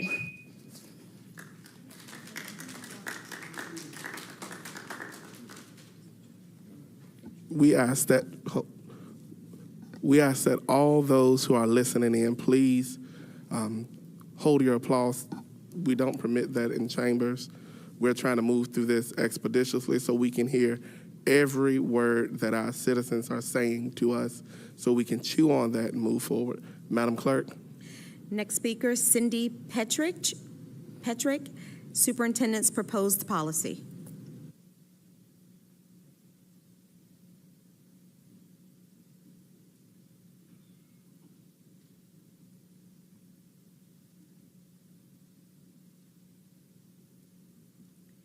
Good evening, and my name is Cindy Petrick, and thank you for allowing me to speak to you this evening. I am here to discuss the policy regarding non-disclosure of information to the parent if a teacher or a staff member feels that the disclosure will be harmful to the student, and also that they must only disclose to other school personnel. So I'm not here to give you a bunch of statistics on gender identity or to tell you a story about someone I know, but I do want to share my own personal story of a parent whose child struggled with gender dysphoria and gender identity. So my daughter struggled with these issues from an early age, and even though I did not affirm her decision, I was still able to guide her through this journey. I did point her in the direction of a program called Living Waters, and it was a program dedicated to relational brokenness. So she thought her gender issues were of a physical matter. In Living Waters, she found out that her gender identity issues were bound up in emotional brokenness and deep woundings of her heart. After dealing with these woundings and receiving significant healing. She now embraces her femininity and her true female gender. She has said to me numerous times, "Mama, thank you so much for leading me to Living Waters. I'm so thankful that I didn't take hormones that would have changed my physical makeup or surgeries that would have marred my body for life." She would have gone through all these changes and still had the same issues and challenges. So what this policy wants to do is it wants to take away a parent's ability to intervene in the lives of their children. This policy also sends an unspoken message to children that their homes and their parental support is not safe. This disrupts the family unit. Who knows their children better than their parents? I respectfully say the school board, the school staff, and teachers do not know the children better than their parents. Lastly, children at this age do not even have the higher brain function to make these kinds of decisions. They're still growing. They're not adults. Even elementary, middle school, or high school, they don't have that upper brain function to be making these decisions. My daughter would have had a much different life had this policy been in place, and I would not have been able to help and lead and guide her through this decision. So I'm asking that this policy would not be accepted and would adopt the Virginia Department of Education policy. Thank you so much.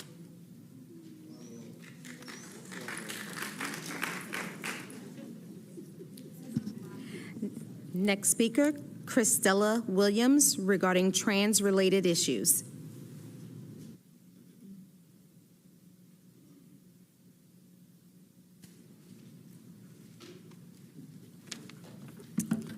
Hi, I just would like to thank everybody for the opportunity and the ears, the panel, and the people in this room. When I was 19 years old, I made the decision that I wanted to identify as a man, and I cut all my hair off, and I decided to go by he, him pronouns.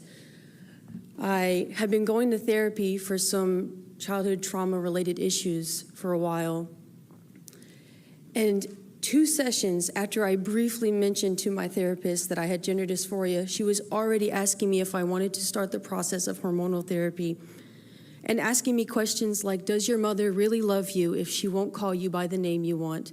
And does your mother really love you if she won't call you by the gender you prefer? I understand that gender identity rights are pushed due to the high depression and suicide rates in those who have gender dysphoria and do nothing about it. But in my case, if I had followed along my therapist's plan and moved forward in hormonal treatments, I would have never realized that I truly did not believe that I was a male, but that I simply felt that I was not enough as a female. And going on the hormonal treatments would have only left me completely unsatisfied in a similar way and led me to depression and maybe even suicide. I think another problem that is in this society is that gender is too fluent. In a room of 30 in a classroom full of 30 students, each child could identify with a different gender identity. And I think the issue with that is that the more fluent gender is, the more confusing it is. And if I couldn't see for myself at 19 what gender I was, then how can we expect those of an elementary, middle, and high school age to do the same? Excluding parents from this decision is not, in my opinion, it is not the best route to go, because if a therapist missed the mark, how can we expect teachers to know? How can we expect teachers to pick up and decide for the students what's safe and what's not? My therapist was ready to remove my mother from the situation simply because she would not call me by a different name. I want to thank everybody here for letting me speak, and I hope everybody heard my heart, and that it was not to show hatred towards a certain community, but nor to show insensitivity to the real issue of gender identity or gender dysphoria. It is a miserable thing to live with, but I believe that the response to gender dysphoria is not correct, and rather it's just a Band-Aid that gets bigger as we press the issue. I also think that removing parents from this is not protection, but it is a huge disservice to both the child and the parent, one that I would have received if I was in public school during this time, and one that I thankfully was able to avoid. Thank you.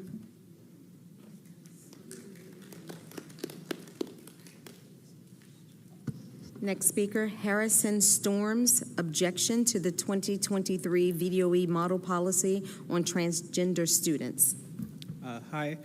I'm here today to voice my opposition to those 2023 VDOE model policies and to encourage the school board to continue to use the previous transgender student policy based on the 2021 model.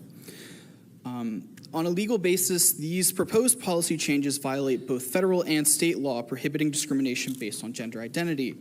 The Fourth Circuit Court of Appeals ruled that transgender students must be permitted to use the restroom that aligns with their gender identity in Grimm v. Gloucester County School Board, and that to restrict access otherwise would be considered a violation of the Equal Protection Clause and Title IX of the U.S. Education Amendments of 1972. Title II of the Americans with Disabilities Act prohibits discrimination and ensures equal opportunities for persons with disabilities. The Fourth Circuit Court of Appeals ruled that gender dysphoria meets the condition of a disability under the ADA in Williams v. Kincaid. Although not all transgender people experience gender dysphoria, many do. Schools are thus required to provide accommodation to transgender students, which might include using that student's preferred name and pronouns, access to facilities that align with their gender identity, and confidential access to school counselors without approval of their parents. These model policies effectively command school boards to not provide these accommodations to many transgender students. The Virginia Human Rights Act prohibits discrimination on the basis of gender identity in public accommodations, including educational institutions. The model policies directly conflict with the VHRA by requiring districts to disregard students' gender identity and force participation in activities and facilities access based on biological sex only. Complying with these policies opens the school board to lawsuits alleging discrimination. From a safety standpoint, I must point out that the 2023 model policies recklessly endanger transgender students who do not want to come out to their family. The only way for a student under 18 to identify with their gender identity or receive counseling for gender-related issues is with parental approval, but what happens to the children with parents who would disown them for being trans? The parents who would send them to conversion therapy in an attempt to fix them, the parents who would abuse them. The forced outing of trans and non-binary children could lead to harm or even death. For kids with parents who wouldn't accept them, school can be the one place in their lives where they don't have to worry about hiding who they truly are. Keep it that way. Finally, from an economic standpoint, I want to point out that in the wake of the Grimm v. Gloucester County School Board ruling that I mentioned, the plaintiff was awarded $1.3 million for his legal fees by the school district, and who knows how much the district spent in legal fees itself during the 5 years it took to resolve the case. I do not want my tax dollars spent on court cases defending the board's decision to adopt these discriminatory policies based on the governor's attempt to flout the law and target trans kids. Several school districts, such as Fairfax, Arlington, and Richmond, have stated that they are not adopting the model policies. I urge the school board to not make these proposed changes to the transgender policy and to continue to protect transgender and non-binary students against discrimination. Do the right thing. Trans rights are human rights. Thank you for your time. Next speaker, Derek Grant, model policy.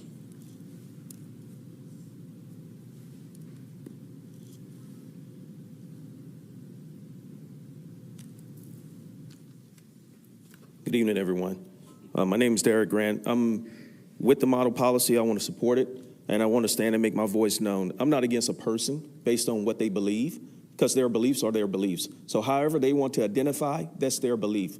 But I don't want those students that don't believe what they believe to be violated versus somebody thinking they're being discriminated against. I think we all have the same rights. And I think that the mental identity is not the physical identity.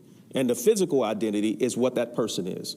However they choose to believe different, that's their choice to believe whatever they want to believe. But their physical identity identify who they are. Until they change their physical identity to meet their mental identity, then they're still the same, regardless of what they think.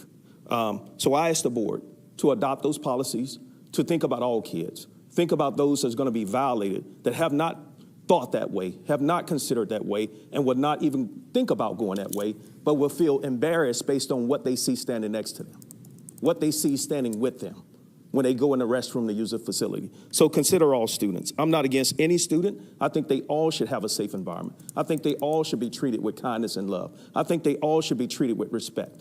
I'm not against anybody based on what they believe, and I ask the board not to force a belief on anybody else. Thank you. Next speaker, Carly Bosco, Personnel Report and Resolution 23/24-14.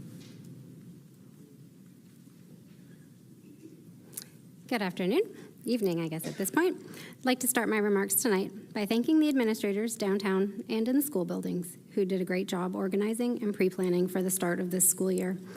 This is our 6th year in SPS, and the communication of teacher assignments, orientation schedules, and other pertinent information coming out in early August was great. It's incredibly helpful to not be waiting to the last minute, so I wanted to take a moment to thank you all for your hard work. In reviewing the personnel report for this agenda, I noted there were 77 long-term substitutes listed as beginning their classroom roles for the start of this year. This is a concerningly large number of students impacted by the lack of a fully credentialed classroom teacher. I'm incredibly grateful for those individuals that are willing to work in this long-term substitute capacity, and I speak on it here only to express hope that building administration is giving an appropriate level of support to those long-term substitutes so that both they and their students are being set up to be successful this year. And finally, I'm here to express support for the Ordinance 2324-14. I've continued to be disheartened by the responses to what can only be described as the bare minimum of acceptable treatment for a segment of public school students. Public education exists for all families and all students. Every student is worthy of a school environment that recognizes them for who they are. These proposed policies, if anything, do not go far enough to ensure all students are given an opportunity to thrive. For those students and those families of students impacted by this policy, please understand and know that you are loved and valued by so many of us in your community. Next speaker, Kristen O'Neill, protecting our transgender kids and how the policy is a great step in the right direction.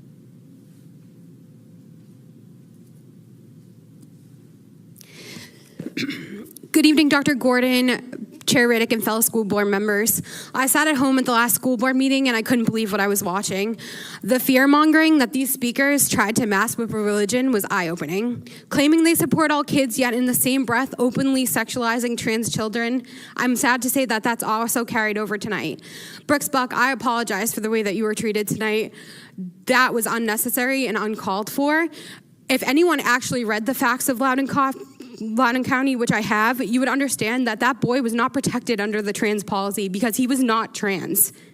He was gender fluid and therefore not protected under the trans policy. Regardless, that girl was raped and what she went through was disgusting, but what else is disgusting is to use her as a catalyst for your agenda.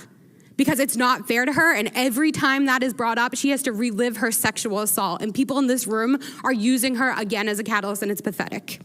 Additionally, I hear a lot of people talking about how they're nervous about, oh, the schools aren't going to contact me, blah, blah, blah, blah, blah. I'm not nervous about that because I've raised my children the right way. And I don't know down the line if they're going to end up trans, and I don't care, and I don't know if they're going to end up gay, but I know no matter where they bring, they're going to be able to talk to me, which means this policy, it doesn't matter to my kids because they'll be able to come to me. What matters is to the kids that can't come to their parents and need that protection. Additionally, I would like to remind everybody in this room that these trans children are listening to you talk about them as you sexualize them and make them sound like sexual deviants. As you address the board and say the minority isn't as important as the majority, can you imagine if history took that stance? What if we said that about the Nazis' attacks on the Jewish? Or what if we said that about the Jim Crow laws back in the day? If this policy can save one child, it'll be worth it. If it can allow one child to see the light at the end of the tunnel, then we have succeeded. If you students are watching at home, please know for every negative voice here tonight, there are 20 of us cheering you on from the sidelines. You're going to do incredible things, and I'm proud to be part of your story. I want to leave you with one more important statistic, but before that statistic, you need to listen to this quote. From a very young age, I was told that people like me are freaks and abominations, that we're sick in the head and society hates us. This made me hate who I was. I tried so hard to be just like everyone else, but this isn't something you can change. I can't stand to live another day, so I'm committing suicide. That was said by trans youth Ashley Hailstorm before she killed herself. According to PubMed, 82% of transgender individuals have considered suicide, with 40% actually attempting it. This board was elected to represent everybody, including the minority. The majority of this board are parents and so are the people in this room. If we don't protect trans kids and they make the ultimate final decision, blood will never wash off your hands. And at that point, would it really have mattered what sink they used in the bathroom? Thank you. Next speaker, Joella Barone, the superintendent's transgender policy recommendations.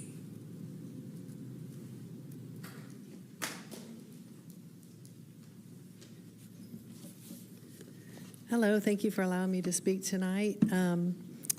One of the most important issues before you tonight is the decision whether to approve and accept the proposed transgender policy recommendations by our superintendent. Some of these key policies go in direct opposition to the Virginia Department of Education's 2022 model policies. These policies are what all public schools in Virginia are mandated to follow by law, and by going against them and having our own policies would be setting our school system up for failure, and more importantly, setting our kids up for failure. So by adding mental wellness and mental health peppered throughout his policy, the local superintendent has created a giant loopholes to do whatever the school official sees fit to do. And by creating these illegal policies, the superintendent gets around those pesky parental rights.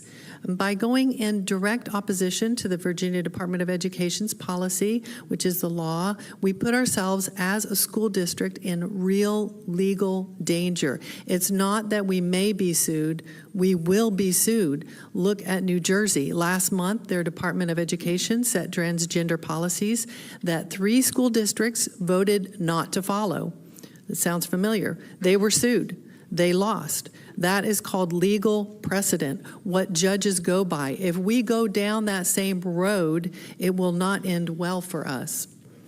The Virginia Department of Education's policies provide us an umbrella of rational thought and legal safety, and that's where we need to stay. If we go way out on a legal limb, everyone loses. The Virginia Department of Education's policies protect parental rights and protects all students, including LGBTQ students. Last, it protects our school system from legal proceedings. If there are any issues, they will be referred to the Virginia Department of Education's state attorney general and fought at that level. But if they're on our level, it's our money. We're going to have to pay for that. I urge you to use discernment. Follow the Virginia Department of Education's model policies, which is the law. Thank you. Last speaker, Teresa Anderson, Transgender Policy, VDOE Model Policy Review Committee, Student Wellbeing.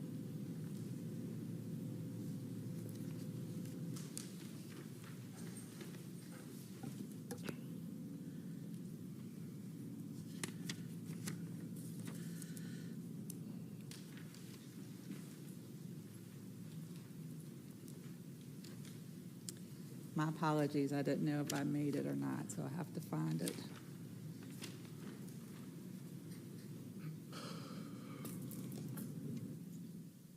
Thank you. Many of you on the board have children or grandchildren. I cannot imagine any of you thinking it is okay for a biological boy to be in a locker room with your daughter or granddaughter. Last month, our school board chair stated that he believes in prayer. The previous chair stated that she is a Christian. How can you claim to be a Christian one day and then the next day you know more than God does, and that God made a mistake when he created that student? My God doesn't make mistakes. If he created a boy with a penis, he's a boy. If he created a girl with a breast, she's a girl. Mutilating a child does not change the fact that they still have 2 X chromosomes and an X and Y chromosome. You cannot change how God made them, nor should you try without parent permission. These children belong to the parents, not the state of Virginia or the city of Suffolk. How would you have felt, Dr. Brooks Buck or Ms. Byram, to have a boy in your locker room when you were taking PE as a teenager? I do not know either of you well, but I believe I know you well enough to know that you would have felt uncomfortable showering and changing in front of a biological boy. With that said, why do you feel girls today should have a biological boy in their locker room? Our superintendent cited, and some people tonight, the Grimm's case from Gloucester, Virginia. that was heard by the Virginia Supreme Court. The superintendent failed to tell you that nowhere in the case is the locker room mentioned. Additionally, parents of the students were 100% on board with their child's decision to transition from a girl to a boy. The student's birth certificate and driver's license was legally changed to reflect the transition. A doctor's note was provided informing the school and the court that the student was undergoing sexual transitioning under a medical doctor's care. Nowhere in the case were sports mentioned. In what world is it fair for a biological girl to master a sport and then enter high school and find that she must compete against a biological boy? This dramatically decreases her chances to successfully compete at state, earn an athletic scholarship, and stay safe during competitions. Have you heard of the teenage biological girl who was playing volleyball and a biological boy spiked the ball so hard it injured her neck? Or Riley Gaines? You can Google her. Anyway, I'm running out of time, but the Title IX was developed to allow girls the opportunity to attend college and athletic scholarship just as boys were able to do. Policies like the superintendent's move girls to back of the bus. Thank you. The next item on our agenda is reports by the superintendent. Dr. Gordon. Thank you, Mr. Riddick. I'm going to call to the podium Ms. Antoinette Dickens, our Community Engagement Officer, to review the Good News Report. We're going to talk about our 2023 new teacher orientation, where we welcome 200 new staff to SPS, our alumni highlight, otherwise known as Where Are They Now, our teacher and staff 2023 convocation, Best Pep Rally in Hampton Roads, the first week of school highlights, the 2023 summer series, specifically SPS Explore, our Start Together and Rise summer student interns, and our calendar of special events. Ms. Dickens?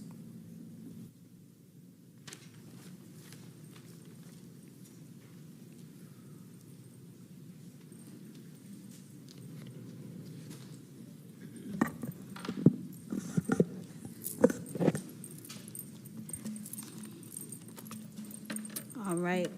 Good evening, Chairman Riddick, Superintendent, Vice Chair Howell, school board members. On August 21st at Colonel Fred Cherry Middle, our superintendent, city officials, and school leaders welcomed over 200 new teachers to Suffolk Public Schools during our new teacher orientation breakfast. At the event, new teachers heard from our Virginia Employment Association, VEA, representative, and learned about the benefits of the Teacher Supply Store operated in partnership with the Suffolk Education Foundation. Principals introduced their new staff members, and new teachers heard words of encouragement from our 2023 Rookie Teacher of the Year, Rhonda Alexander, to help them set the tone for the new school year.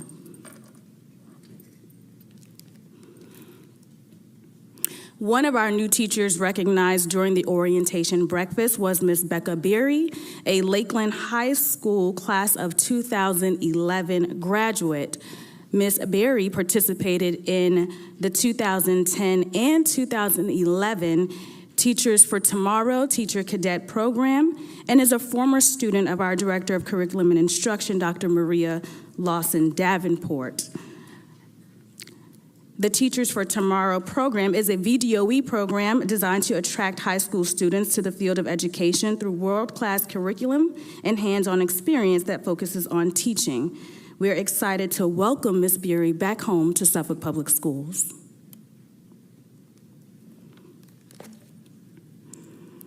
Also in August, Suffolk Public Schools employees welcomed the new school year at our convocation, where Dr. Gordon gave a dynamic, energizing address, reminding our staff to believe to achieve. We would like to thank over 25 businesses in our community who donated items for our staff giveaways and raffles.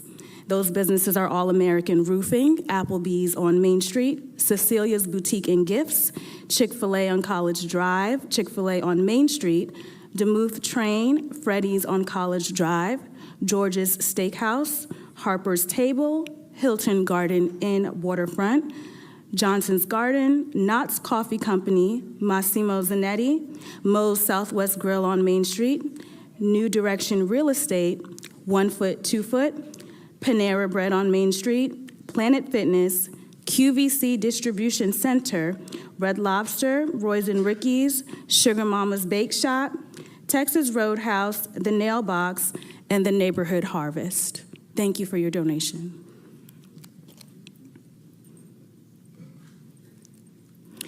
On September 5th, our first day of school, our superintendent and city mayor, Mike Duman, walked the hallways to visit students and spread awareness of the new school zone speed and bus stop arm enforcement cameras. The automated traffic enforcement cameras aim to improve road safety and increase protection for school students and motorists. You can find more information on the traffic enforcement cameras by visiting our SPS website, spsk12.net, of course, or our city's website, suffolkva.us. SPS Explore offers grade-level specific, skill-based, family-focused learning opportunities for students. Participating students were able to venture out and report on their learning using Canvas and other digital media to earn prizes and recognition throughout the summer. This year, Suffolk Public Library and SPS partnered together to include SPS Explore in its annual Summer Reading Challenge. And here are just a few pictures of our 2023 Summer Series students who participated in SPS Explore and were presented with their SPS swag. We have Hogarth Miller from Florence Bowser Elementary School, Lucy Bunn from Creekside Elementary, and Rylan Bailey from John F. Kennedy Middle School. And continuing our student recognitions tonight, we want to highlight our STAR or Start Together and Rise program participants. Our STAR program serves as an opportunity for rising 2023-2024 juniors and seniors to gain a high-quality work-based learning experience working within several of our school divisions departments. And some of those participating departments were Food and Nutrition Services, Finance, Facilities and Planning, Human Resources, Technology, our Transportation Department, Athletics and Activities, Print Shop, and Wellness.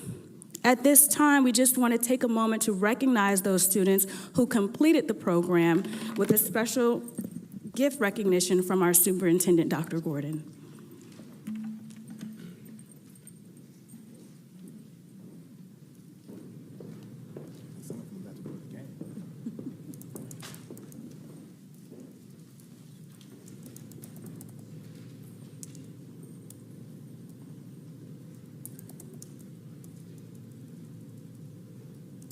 When I call your name, can you please come to the podium? Larry Stokes. We can clap for this, right?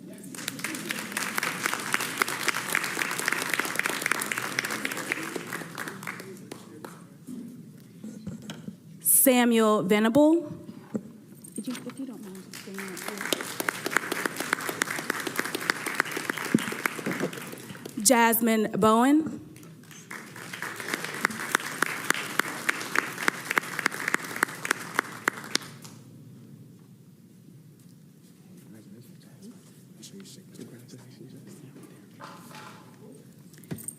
Mason Hirsch.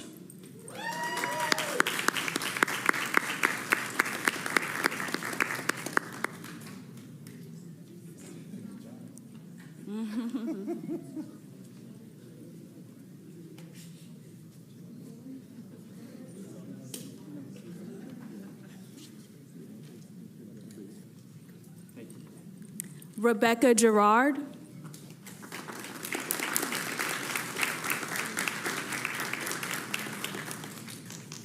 Brianna Morris.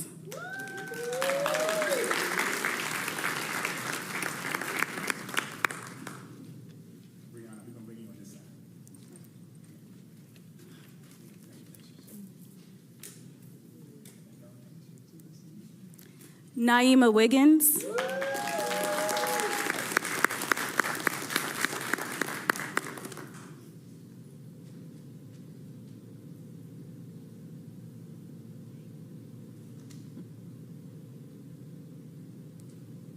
Demetrius Warren.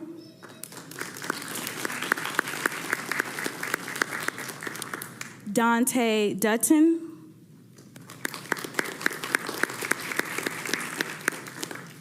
Gerald Sanchez.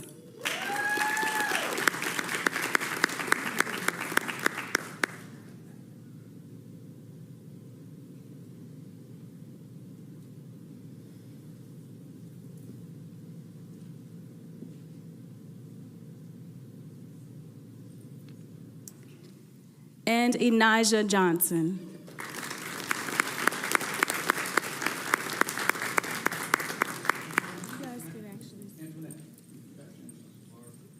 Oh, I'm sorry, I apologize. Genesis Bannerby.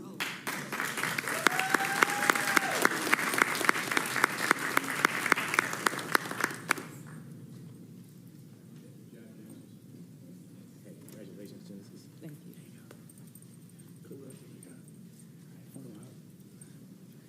Y'all squeeze it tight.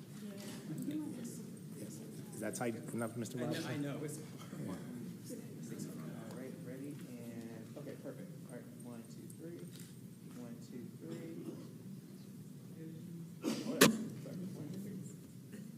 It's not working. One more time. We'll send it to you. 1, 2, and perfect. Awesome. Yep. You good? All right.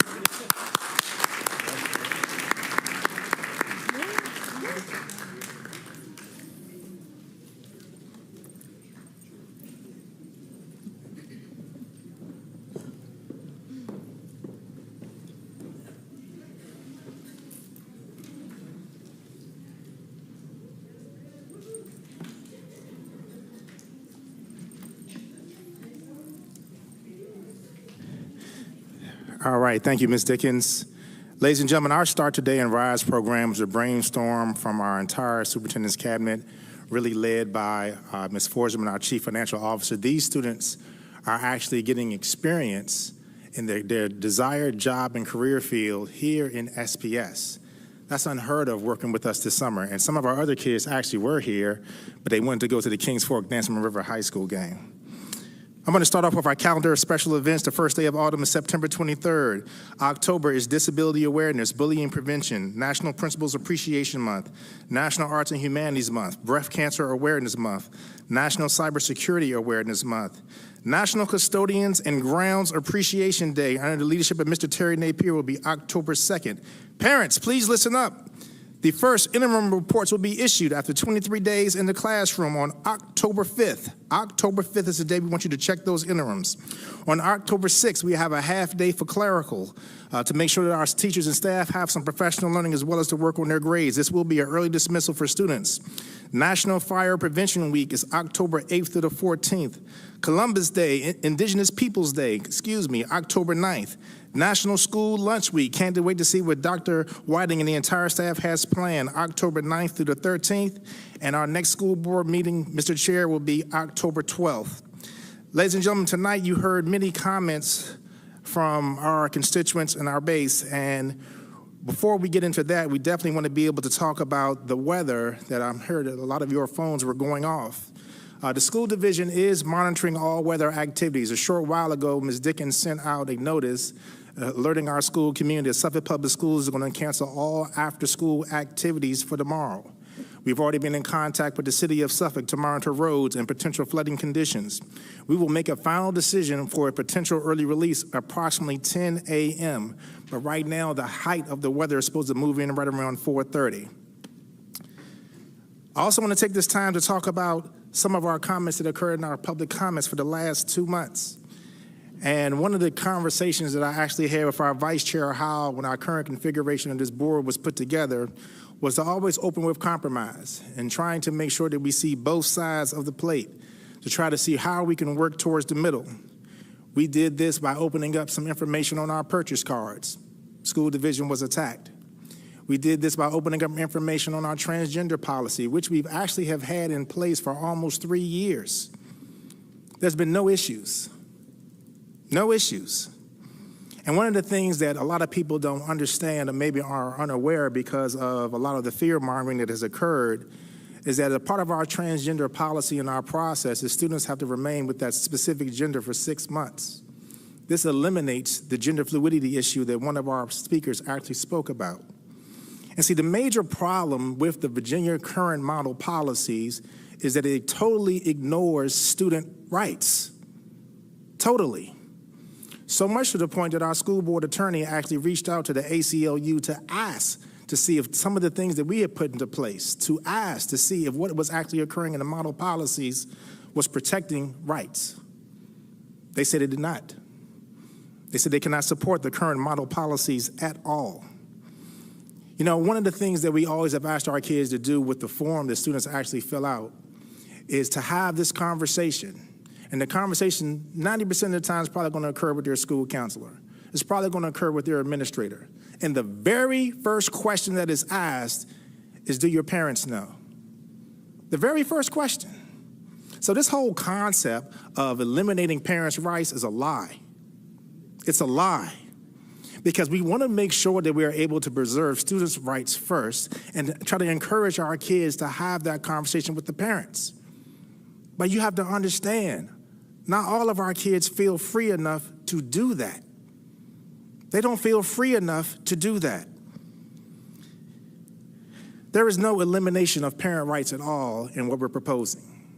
What we really tried to do was put together the current model policy with what was originally passed when we did it before Governor Northern passed his version of the policy.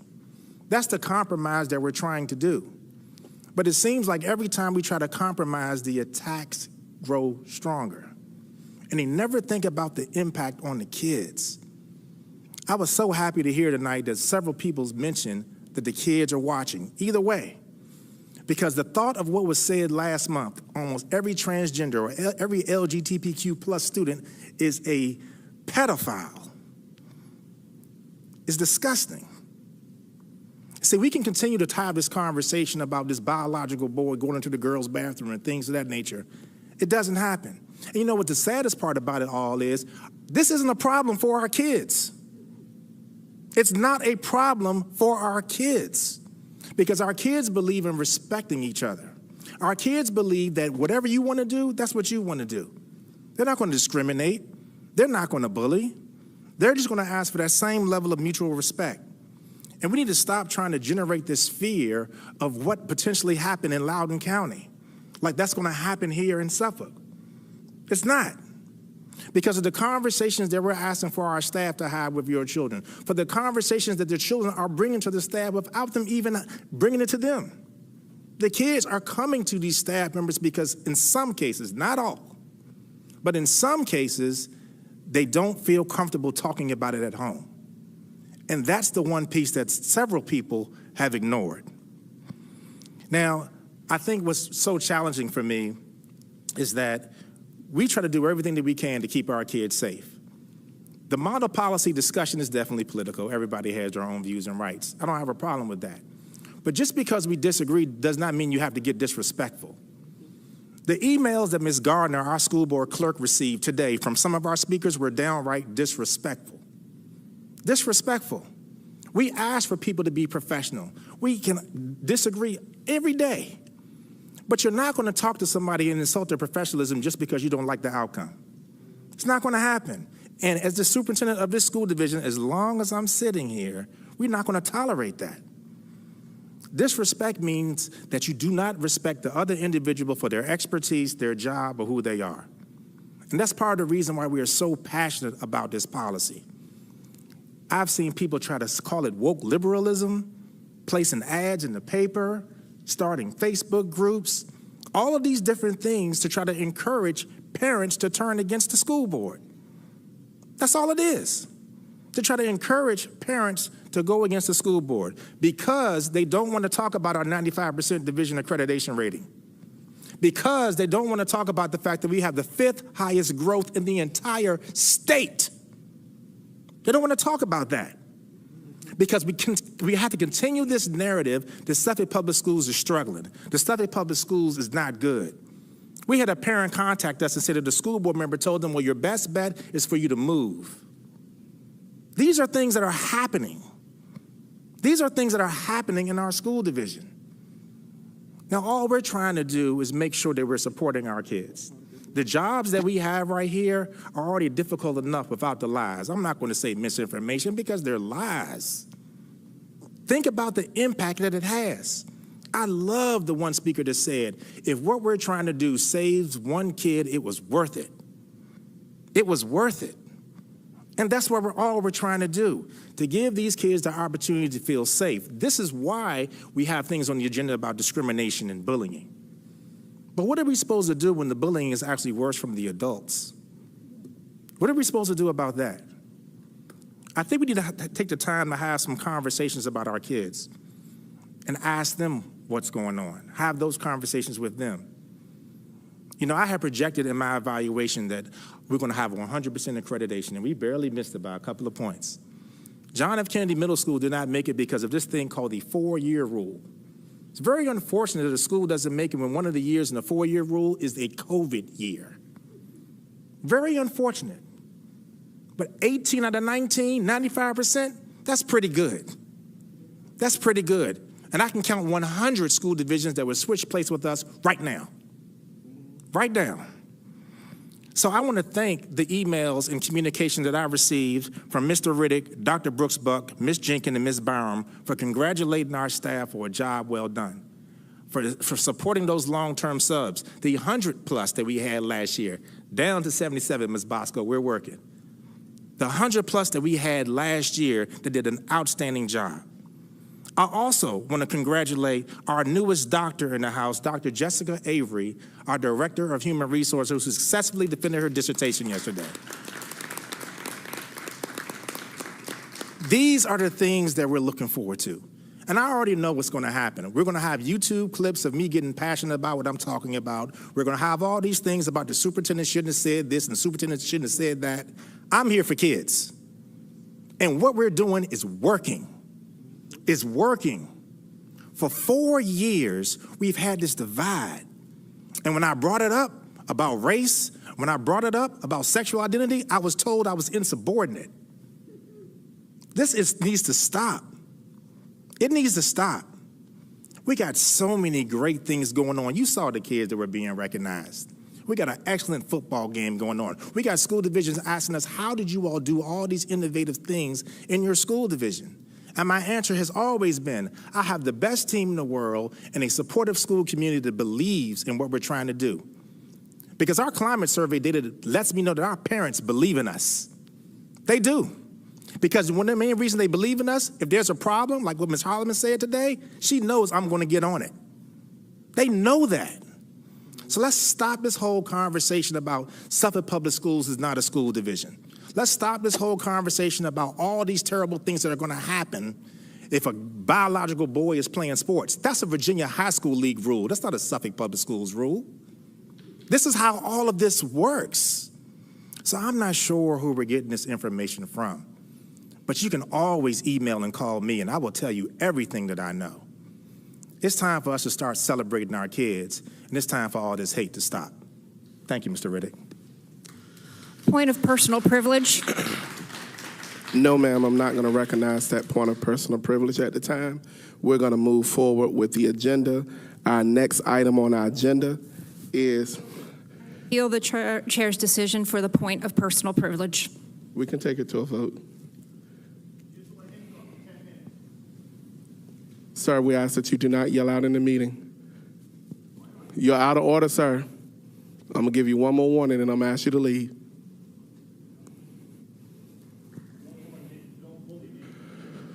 Sir, he's out of order.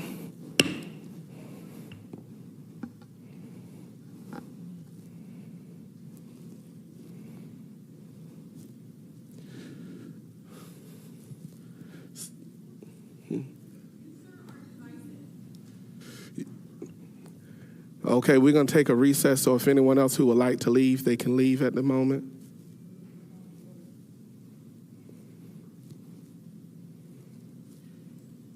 Is there anyone else who would like to exit the meeting?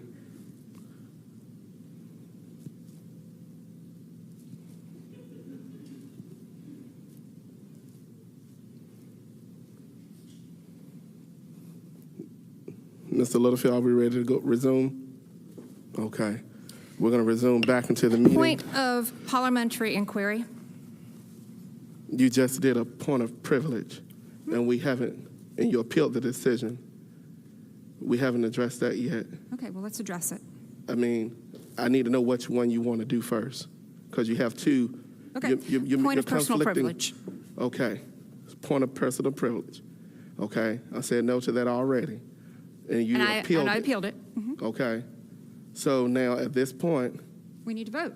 Exactly. Okay, let's vote. Okay. Madam Clerk? What's the motion?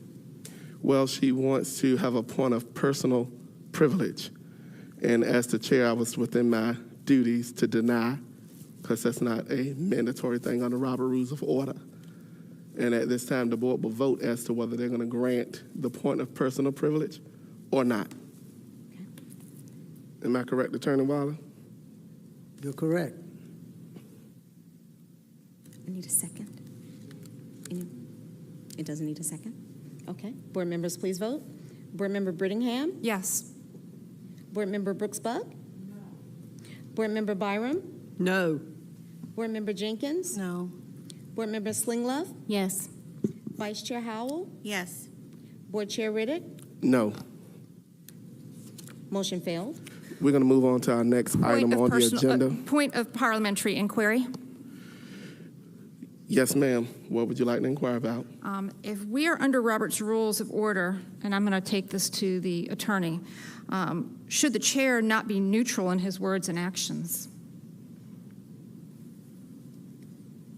I've heard it said repeatedly over and over again that you operate under the Robert's Rules of Order. However, there's nowhere in your policy where it references that.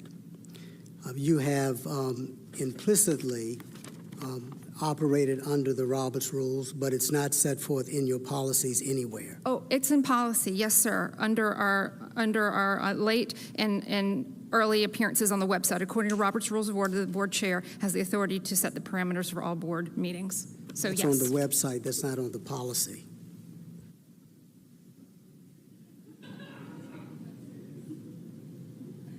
So, Mr. Chair, are we going to use Robert's Rules of Order or not? Are we functioning under that, or are we just going to use it as we feel like we want to use it when it works for us?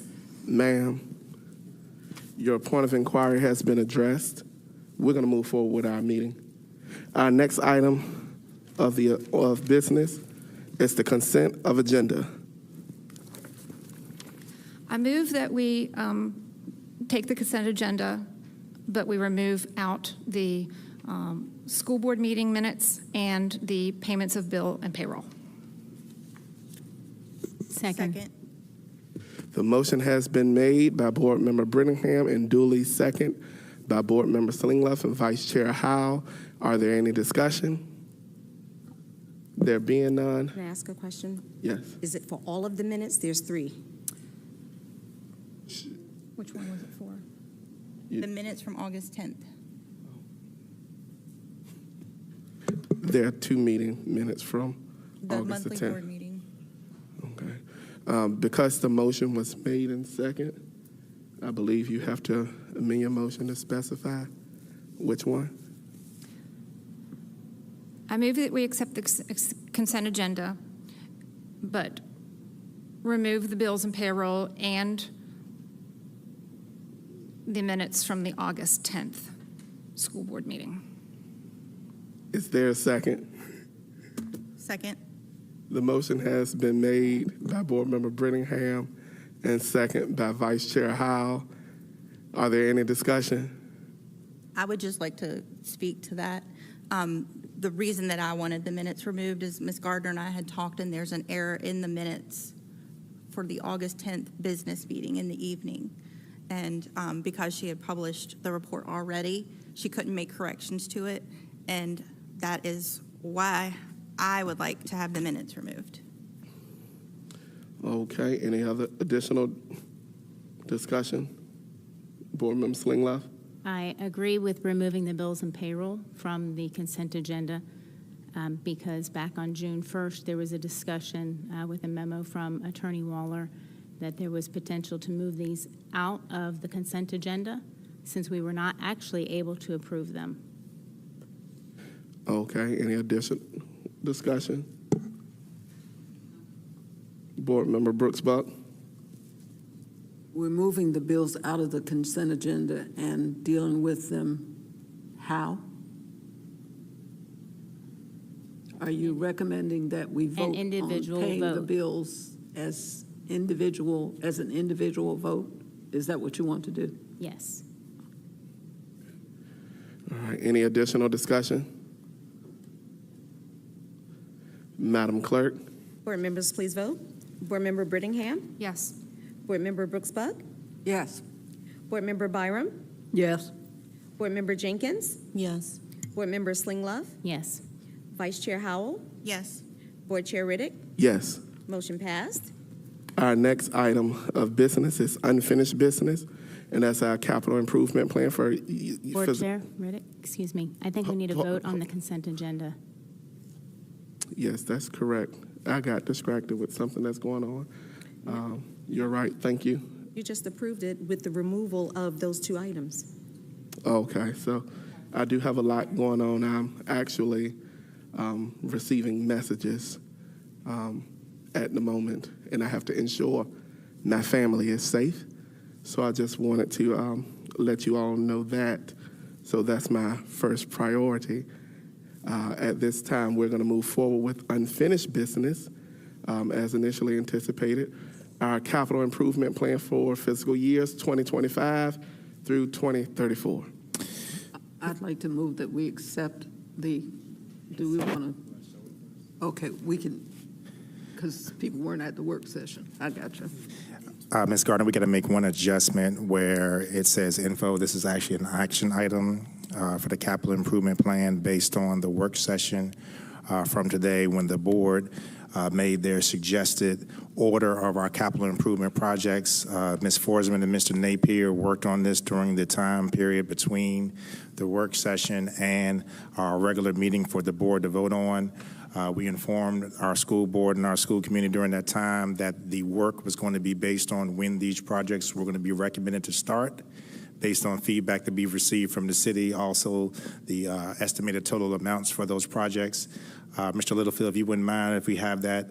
I know it's been uploaded to ESB, but if we can put that on the screen for the board and for those watching at home to be able to see.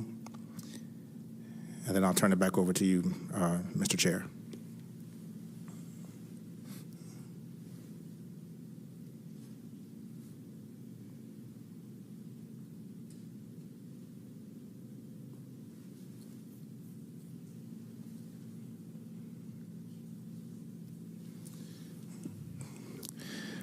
Thank you, Mr. Riddick. So I'm going to ask you to scroll as I'm looking at it. So the board had already agreed that John F. Kennedy Middle School was going to be number one because that project commences next month. Northern Shores, the bid is already out. College and Career Academy at Pruding. The main change was Elephants Fork Elementary School, followed by Kilby Shores, Forest Glen Middle School. You want to scroll up for me, please, Mr. Littlefield?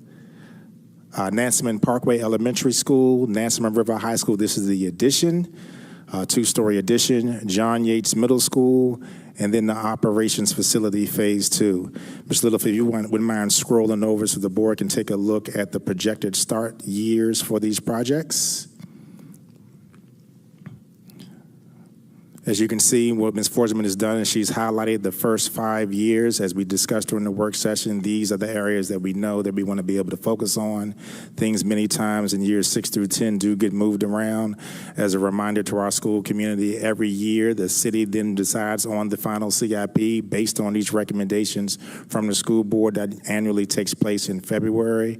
But some of these projects, such as the College and Career Academy at Pruding, potentially would start next summer, followed by Elephants Fork in fiscal year 2026-2027, and Kilby Shores in fiscal year 2027-2028. The smaller amounts are because the project will definitely take 3 years, with 1 year for architectural design, approximately 24 to 28 months for construction. And Mr. Riddick, if you don't mind, I don't think I'm going to go over the entire thing, but I think the order is there for the board and school community to see.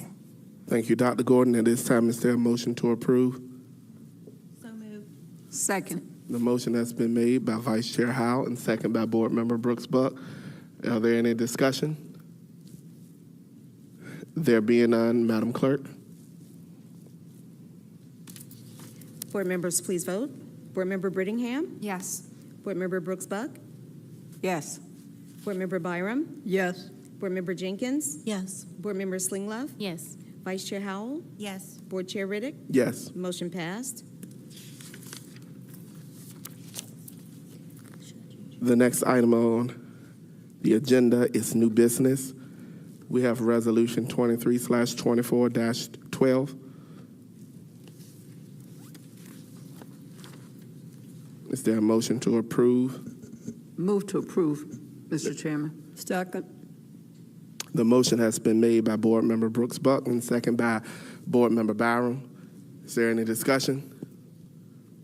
There being none, Madam Clerk. Board members, please vote. Board Member Brittingham? Yes.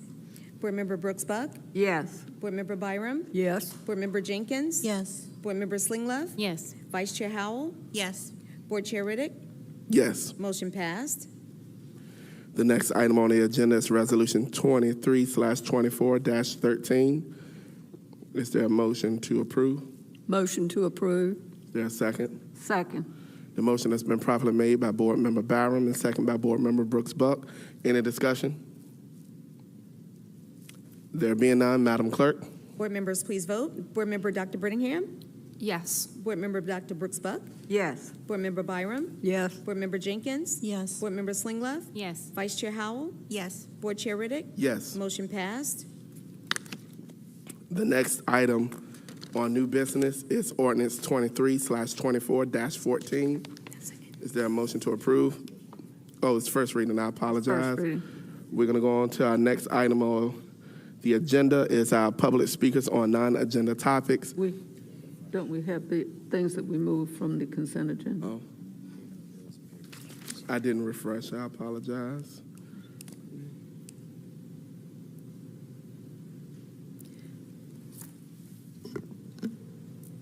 I'm sorry, what she just said? You're going to go to payments and bills first? Is that what you said? Yes.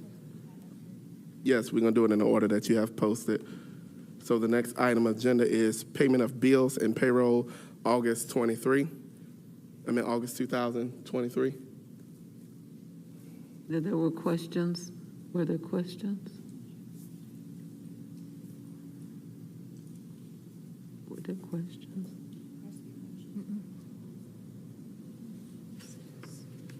I mean, it was pulled out. So It was pulled out. if there's any questions, I didn't pull it out. So There's no questions, but I agreed with the idea to pull it out because we've been voting against the consent agenda solely for the bills and payroll since we are being asked to approve the bills and payroll, which we cannot officially approve.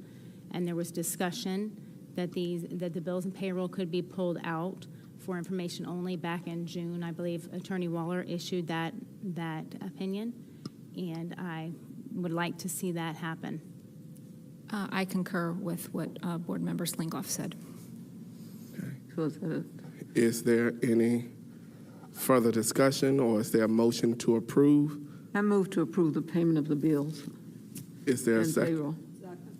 The motion has been properly made by Board Member Brooks Buck and second by Board Member Byram. At this time, is there any additional discussion? There being none, Madam Clerk. Board members, please vote.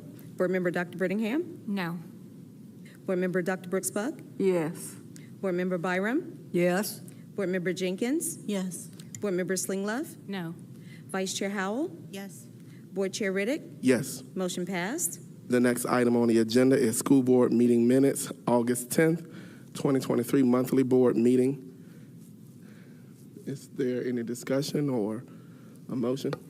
There needs to be a correction when it references that Angela Kilgore took her seat and then led the audience in the Lord's Prayer. It was actually Dacia Smith, a previous speaker, that led the audience in the Lord's Prayer. It was not Angela. Is there any additional discussion?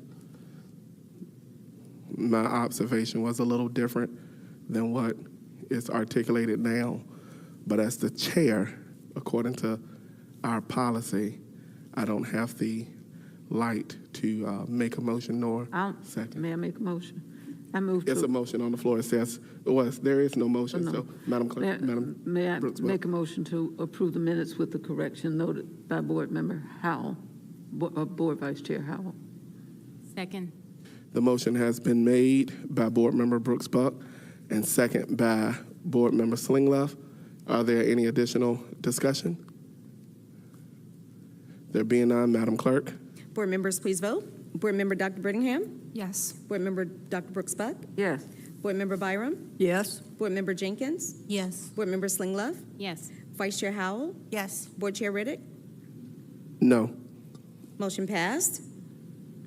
The next item on the agenda is public speakers on non-agenda topics. It is the intent of the school board to ensure that the affairs of the board be conducted in an open and orderly manner, that all persons desiring to address the board are afforded an opportunity to do so in the order in which they sign up to speak, that persons in attendance may observe and hear the proceedings of the board without distraction, and that the members of the board and board employees are able to transact the business of the board with minimal disruption. Any persons addressing the board shall, 1, confine their comments to matters germane to the business of the school board of the city of Suffolk. 2, refrain from words or statements which from their usual construction and common acceptance are construed as insults and tend to incite violence or breach of the peace. 3, refrain from obscenity, vulgarity, or other breach of respect.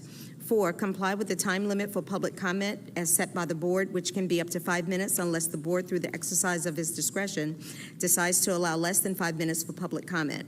Refrain from cumulative or repetitive remarks, and 6, refrain from making any comment regarding any pending student discipline or employee grievance matter. The appropriate forum for such matters is the applicable administrative hearing provided by state law or, where appropriate, court proceeding. Expressive activities, religious or secular, including but not limited to petitioning, picketing, displaying signs or posters, solicitation, demonstrating, pamphlet distribution, and conducting polls that will disrupt the orderly conduct of the meeting shall not be permitted in the meeting area where the school board is meeting, the waiting areas and corridors adjacent thereto. The public comment period is specifically reserved for the public to voice their concerns regarding policies, practices, and programs of Suffolk Public Schools or of the Suffolk City School Board. Persons addressing the board may deliver to the board or its clerk written materials including reports, statements, exhibits, letters, or signed petitions, and may also make use of any chart, graph during their verbal presentation. The school board welcomes comments from the public as appropriate. Board members will listen to public comment but will not comment, deliberate, or take action on them. The school board chair may direct the superintendent to investigate items and report back to the school board at a subsequent meeting. The chair or other presiding officer shall preserve decorum and shall decide all questions of public order, subject to appeal to the board. At the request of the chair, city police officer shall act as sergeant-at-arms at tonight's board meeting.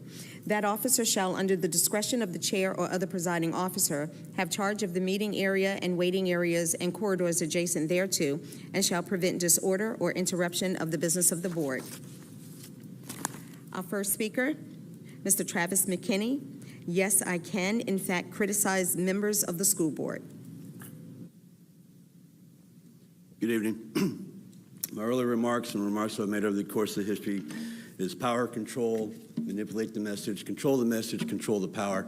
Suffolk, you just witnessed what happened here tonight on controlling the message, controlling the power, and suppression of free speech. And the first vote of the night that they took, the form that was created online, obviously disallowed several people the right to come up and make a public speech in front of the forum. And you had members on this board, the same 4 members on the board, if you pay attention close enough, vote lockstep to deny the people who were disenfranchised from their free speech and their constitutional right of free speech. All these board members, one running for a candidate for a state office, suppressed your free speech.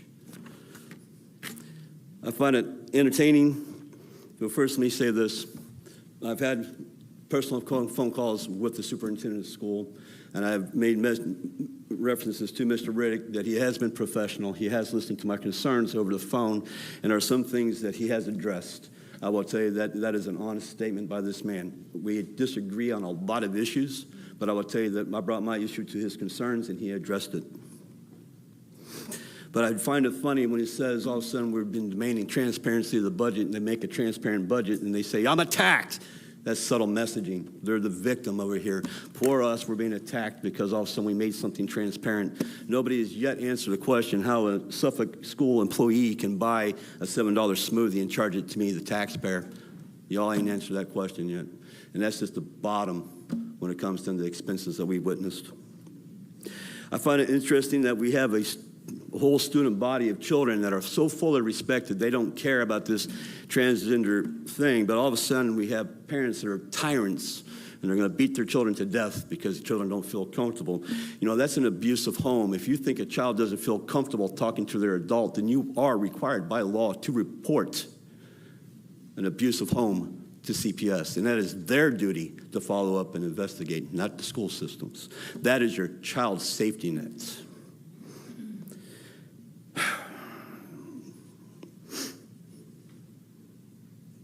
That's pretty much all I have for the night. Suffolk, y'all need to pay attention to the power, the control, and the manipulations of how they're feeding the message to you. The school board is the victim. The administration is the victim. And when it comes down to the whole thing about parental rights, we heard this thing about the rights of the children. Everybody needs to Google search what the Supreme Court in the United States has recognized as rights of the children.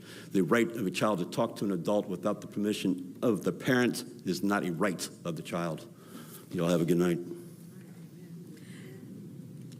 Next speaker, Anita Fisher, the importance of ASL in the community and ASL sign language class.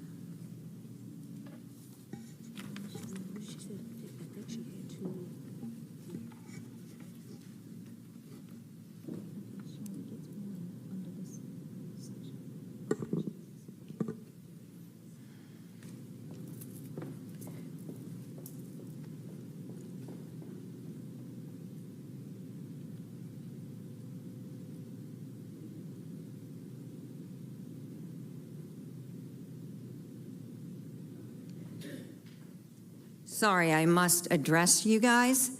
No one told me, because I did two things on ASL, that I would have to do both of them in 3 minutes. No one told me that. I just requested, since they put them together, that I would have 6 minutes because they're two different subjects. They're on ASL, but they are different. We're going to ask that you Take my clock off. I'm not talking about ASL. Ma'am, give me time to address this. Thank you. She has two topics, but she is speaking under the non-agenda topic. You only get one entry, and you cover your topics under that non-agenda topic. No one told me that. Okay. Attorney Waller? That's not specifically covered in your policy. It's all about a matter of how you are, what your practice has been. So if that's been your practice, that's been your practice. But it's not specifically addressed in your policy. So you're asking for two separate 3-minute sessions to speak? I just asked if I could just do them together with the 6 minutes. You can. I mean, it's 3 and 3. You can do them together in 3 minutes, but I'm not going to give you a lot of time. Wait a second. How can you do this? Ma'am. Yeah, I know. Ma'am. Mr. Riddick, I know. Ma'am, either you can speak or you can, however you use your time, it's up to you. I'll pause the clock. Either you can inform us on the issue that's so important that you would like to share with us, and we get a chance to hear you. You gave us information that we can read. You do have our emails and our phone numbers where you can actually set up a meeting if you so choose. But you have 3 minutes.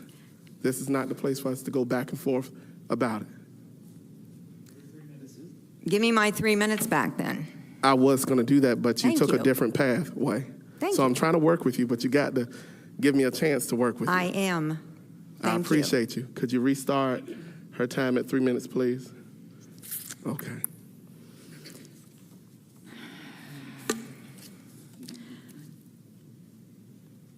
Okay. Just a few minutes ago, Dr. Gordon, you said that we are very successful in Suffolk City Schools, and I will agree with you. I have worked under you for a few years, and I've worked at Lakeland High School for 20. I have had an ASL program since then. I was a creator of each and every part of it. My students have been very, very disenchanted by it being dropped because they are not ready for it to be dropped. There was over 100 students that signed up for ASL for the next semester. And yet you, Mr. Gordon, was the one that decided that ASL needed to be dropped. And if those of you don't know what ASL means, it's American Sign Language. So that other languages could be added to the curriculum. My question is, did you survey the students to find out what languages they wanted or for ASL to be dropped? Not last year. I was still at Lakeland. I had several students, and you can read them for yourself, that wrote me letters, none that I asked for, but they asked if I would stand for them, and that's why I'm here. I have several on the importance of American Sign Language, several interviews that I did that you'll have to read, but just to name different people from Chick-fil-A that uses their American Sign Language to help the deaf people there. Sherman Williams that helps the deaf people, which is a FedEx driver. My students have helped different deaf people in their work. Also, we went to the MacArthur Mall for the Signing Santa so the deaf kids could understand the Christmas songs that we take for granted. For 20 years, my students went to elementary schools, our own elementary schools, to sign Christmas songs and skits. The principals would fight to get a chance for us to come by being the first four to answer my emails. Ms. White enjoyed that privilege many times, even asking me last year to kind of cheat to make sure that her school got in. ASL 4 students help the special needs at Lakeland High School with communication difficulties and have been awarded many kudos for being able to do that. For the last 12 years, we did plays, and the last year we did on bullying, and Ms. White praised the cast and meaning behind the play and added a guidance counselor for someone wanting to talk after the play. So my questions are this. If I can find my questions. So how can you take away an American Sign Language course that all the kids love? Second, why can't you add it as a special program? Thank you, Ms. Fisher. Next speaker, Janet McKinney, policy changes mandated by the Virginia Department of Education.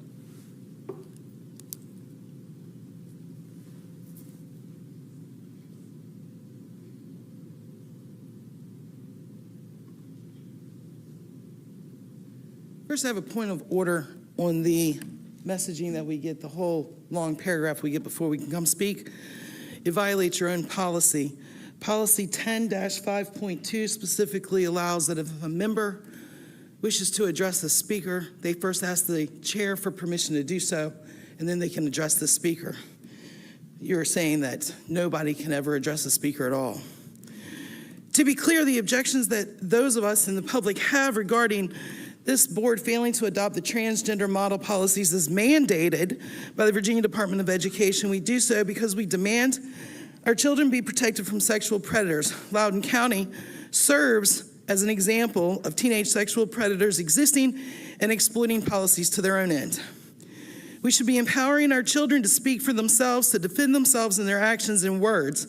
We should never encourage our children to remain silent in a situation when they are uncomfortable. And again, we should never blame the victim. In March 17, 2023, in the Suffolk News Herald, the superintendent declared that people, quote, pushed back when we put in a transgender policy that was mandated by the state. How does the superintendent now reconcile he is pushing back against state mandates on the same policy? The superintendent's changes significantly water down and weaken the parental rights that the state has specifically intended to reinforce. Virginia Code Section 22.1-23.3 concerns the treatment of transgender students, and policies, the model policies as prepared, follow the state law. The model policies also include reference to 8 VAC 20-620-10. Paragraph D requires the school board to hold a public hearing before any approval of any policy change. That is included in paragraph C of your transgender model policy. If you have a vote on this policy without holding a public hearing, you'll be in violation of the law. Yet another violation for this school board. While the board may request input from the superintendent on policy change, the sole authority to enact policy change lies with the board, and that authority cannot be delegated. Your own policy 2-1.2. Policy 2-2.7A1 creates the policy committee. The committee is to adopt policies that conform to federal and state mandates. Not adopting the state's model policies would be a violation of this board's own policy. Finally, state said that their purpose for adopting the model policies was to reaffirm the parent's role in education. Any policy which does not support the state's mandates should not be approved.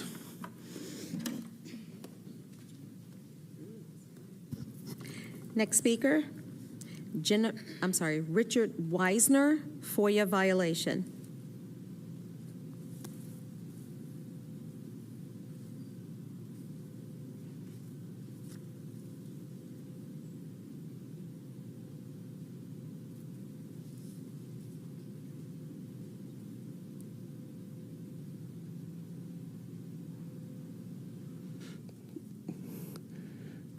Mr. Richard Weisner. Move to the next speaker, Madam Clerk. Next speaker, Jennifer Hergert, informed consent.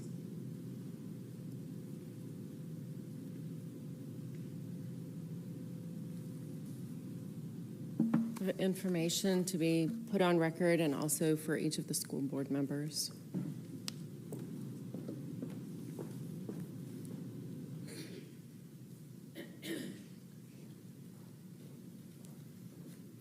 A parent brought it to my attention that Suffolk schools are not accepting religious exemptions for childhood vaccines. Never mind that illegal immigrants in New York don't have to be vaccinated to go to school.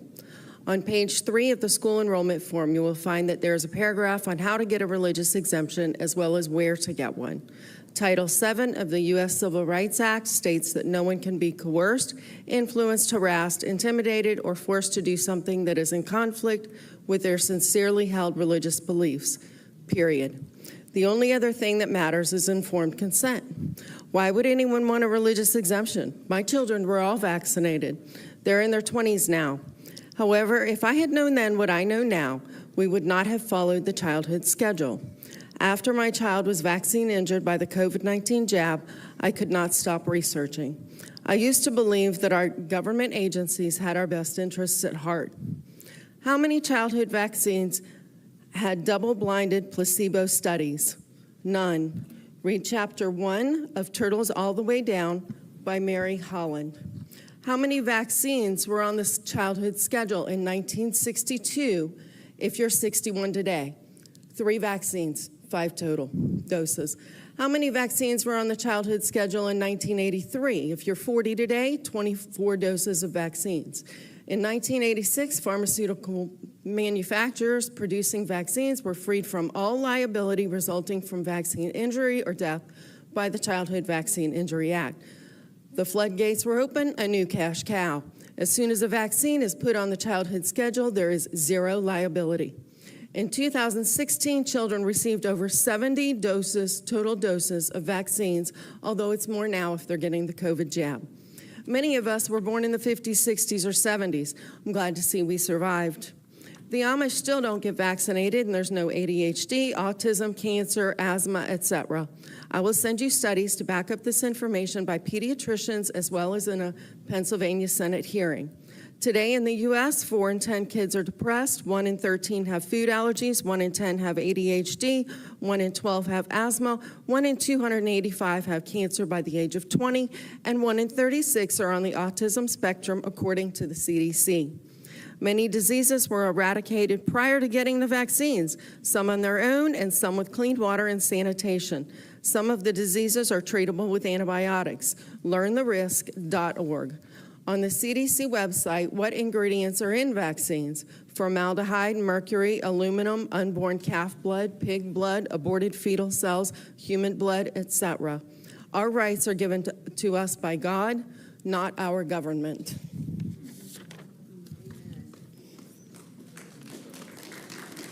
Next speaker, Deanna Klein, you and your family and your school children's health and life.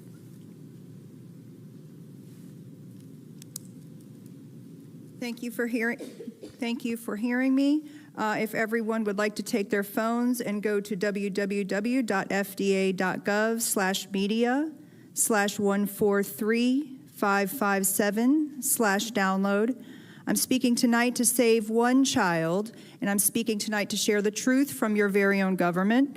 You will find at www.fda.gov/media/143557, which I'll give you a copy of /download, that you'll find on slide 16, page 17 of the FDA's own meeting, October 2020, which was 2 months before shot rollouts on United States soil, that they list such things as a myocardial infarction, which is a heart attack, and many different clots and brain damage and seizures and strokes and myocarditis and autoimmune disorder, deaths, on and on and on and on. Inflammatory disease, so whatever illness you had or were going to have, you now have because you are highly inflamed. It is well documented in the medical literature. This is just one example of a board member who is the president of a college and received $800,000 despite there being supposedly no conflict of interest on our FDA panel members. So this is a resource where you can find over 3,500 studies that have already shown that the COVID jabs are responsible for extreme harm, including over 400 studies on cardiac issues, over 600 studies on neurological issues, and on and on and on it goes. This is, and I do ask and remind you that the wicked do not come into the light for fear that they may be exposed. Did anyone in this room know about this list? No, they did not, because a little old couple from the Holocaust era in their 90s visited me in my patient exam room in 2021, and they said to me, Deanna, how come the United States public does not know their world history? Our family died in the Holocaust. Why does the American public not understand propaganda? Why? Because the evening news is bought and paid for. It is bought and paid for. You can read the list yourself. And the little old couple in their 90s knew. And I have a similar story from an Austrian woman and a woman who lived most of her life in Africa. They came and told me this. So why just a few days ago do we have an FDA meeting recorded with FDA board members, multiple physicians, and pediatricians asking why they're not investigating the death of a 7-year-old child who died of a heart attack 1 week after the COVID jabs? I don't call them vaccines because the definition of the word was changed in January of 2021. Did you know that? No, you didn't, because you weren't told that, because your news is propaganda. So please, consider the fact that you might have been deceived, and you are still being deceived. I see these reactions every day. I've treated hundreds of people with terrible things.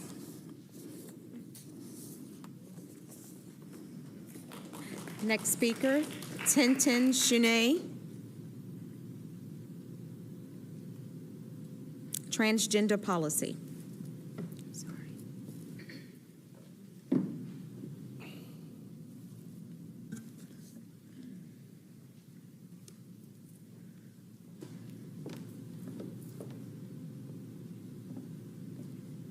My name is Tenten. I'm 32. I'm non-binary. I use they, them pronouns. I remember the first time I heard about transgender, I was in shock. I didn't know you were allowed to be anything different than what the world told you were supposed to be. Later that day, my father called me and my sister his little girls. And it gave me pause, and I said, Dad, what if I wasn't a girl? He gave me a whole American, well, you weren't supposed to be a girl, blah, blah, blah, blah, blah. I heard it before. I said, no, but what if I wasn't a girl? And he stopped. And I knew I'd done something wrong. And he's, what do you mean? I was like, well, I don't think I'm a girl. I heard about this thing at school, and all of a sudden, couldn't finish my sentence. I was on the ground. He had slapped me so hard. Couldn't breathe, couldn't think. All I knew is he was telling me gender wasn't something you could change. It wasn't an apology or anything, just gender wasn't something you could change. Move on. My reaction to this was just to hide it, wasn't just to hide away. To go to school the next day, I had a private journal that supposedly no one read, was to talk about my plan. I knew where he kept the keys. I knew where he was a light sleeper. I knew I could go out into the woods and there would be nothing. Wouldn't be a mess for anyone to clean up. That didn't bother me. What bothered me was writing the note to my sister and to my mom, telling them about how I would miss them, about how I felt trapped. And that wasn't their fault. That hurt. Luckily, I had a teacher that read that journal, got me into counseling.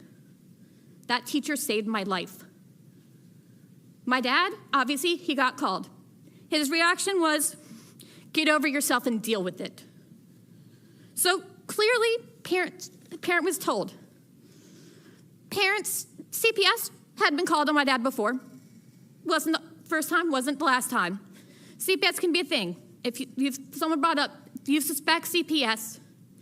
But the thing is, my dad loves to joke that he was on a first name basis with CPS. That they would go out to lunch and chat about the weird accusation that the teacher came up with. If the teacher just suspects, they can't do anything. What you guys are doing is saving lives. You are saving the life of someone like me. I'm alive because of policies like what you have in place. I was told that you have 5 out trans students right now, but those are only the students who are out. I was not out until I was in my 20s because I was still afraid to be who I was allowed to be. People talked about the statistics. I am that statistic. I was not allowed to be who I was. I was almost not allowed to live because I was afraid of my parents. And someone earlier talked about, sorry. Next speaker, Ashlyn Dotson, ASL program.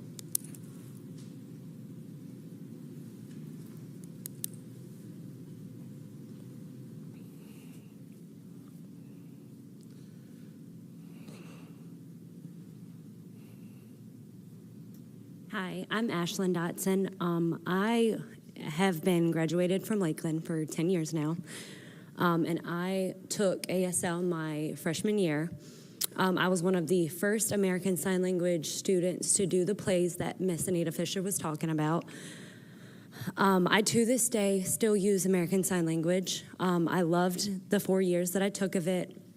I was at a function this past weekend, and I actually ran into a girl that was typing on her phone and showing it to the people in order to get into the functions we were allowed into.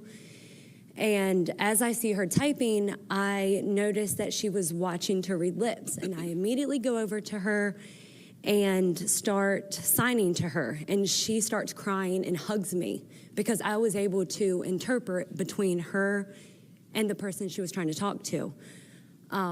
It's a really good feeling to be able to do stuff like that.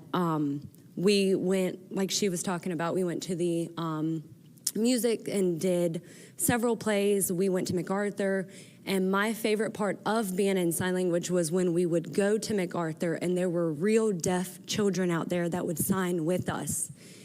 And to know that you can make a difference in people who cannot hear. They didn't wake up and choose not to hear. They didn't, some of them weren't even born into it. Some of them, I currently have a friend that was 5 and he got sick, got a fever, and went deaf at 5 years old. and is now in his 20s still signing. I myself taught my children at a young age to sign because I couldn't, as a parent, your child's crying, you don't know what they want. And I taught my children how to sign who still love to sign because I was able to teach my not even 1-year-old child how to say if they were hungry or if they were tired or if they wanted more of something. And I loved that there was that communication, even not in the deaf community. You can teach people who can one day find it in another situation. And the fact that you were able to be that person for somebody who is struggling, who can't hear, who can't speak to somebody, who's somebody's getting fed up with because they can't hear you, you're able to step in and help that person who cannot hear factor in and interpret. I feel like that anybody who wants to learn how to sign for future references should be able to, and that should be considered a language as well as all the other languages because they didn't choose to not hear. They didn't choose to have to do it. We should be able to learn if we would like to communicate with the deaf community. Thank you.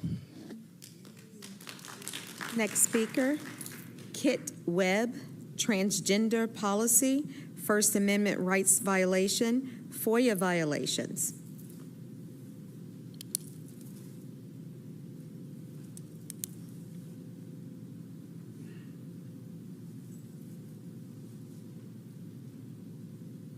Good evening. It's been a long time since I've spoken to the school board. It's quite a few years ago that I came and was voted by your predecessors to be allowed to go into the schools. Every time a student or a teacher would request that I would come and speak on abstinence in the schools.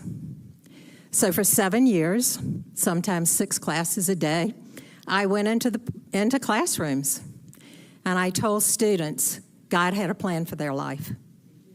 And I explained to them how He could help them be abstinent until marriage and give their lives a chance to develop.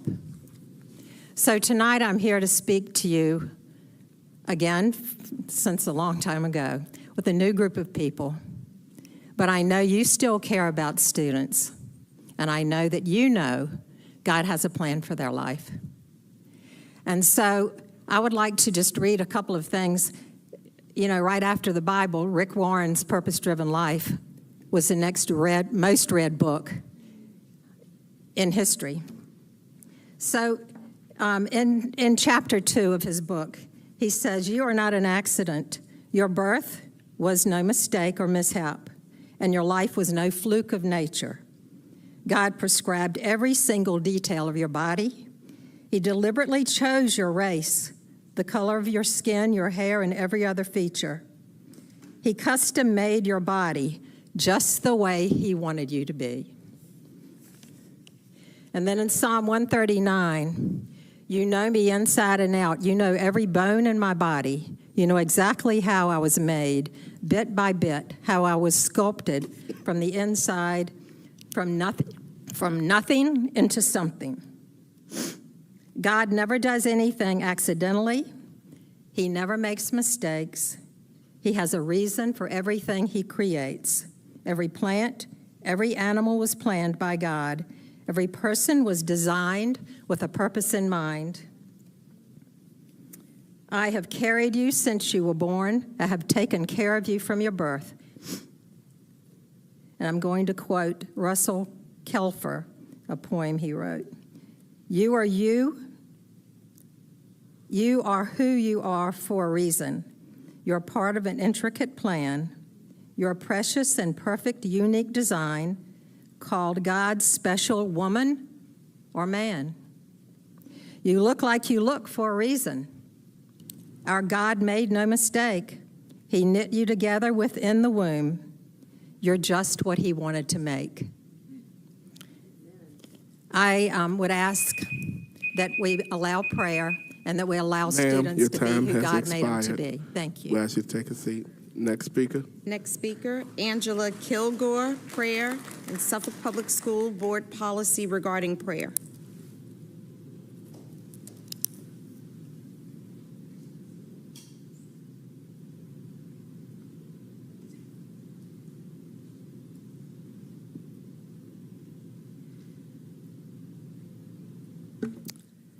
Good evening, all. First, I'd like to say how interesting, save one at the risk of destroying all others. The purpose of education is to teach reading, writing, and math, not to push an ideology that many disagree with. Why isn't the focus on improving Suffolk students' SOL scores and skill sets to help them in life?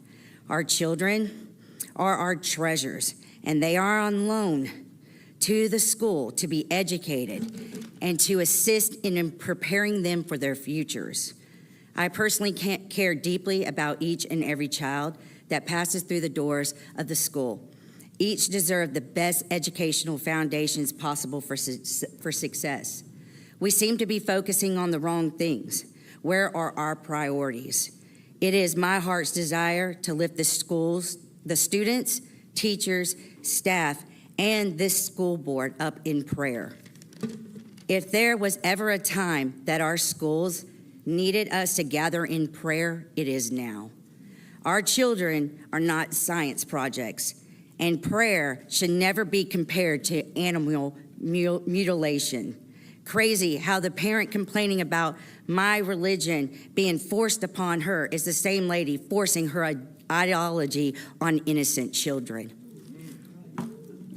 Have a good evening. Be blessed. I'm praying for you all to make the right decision. Amen.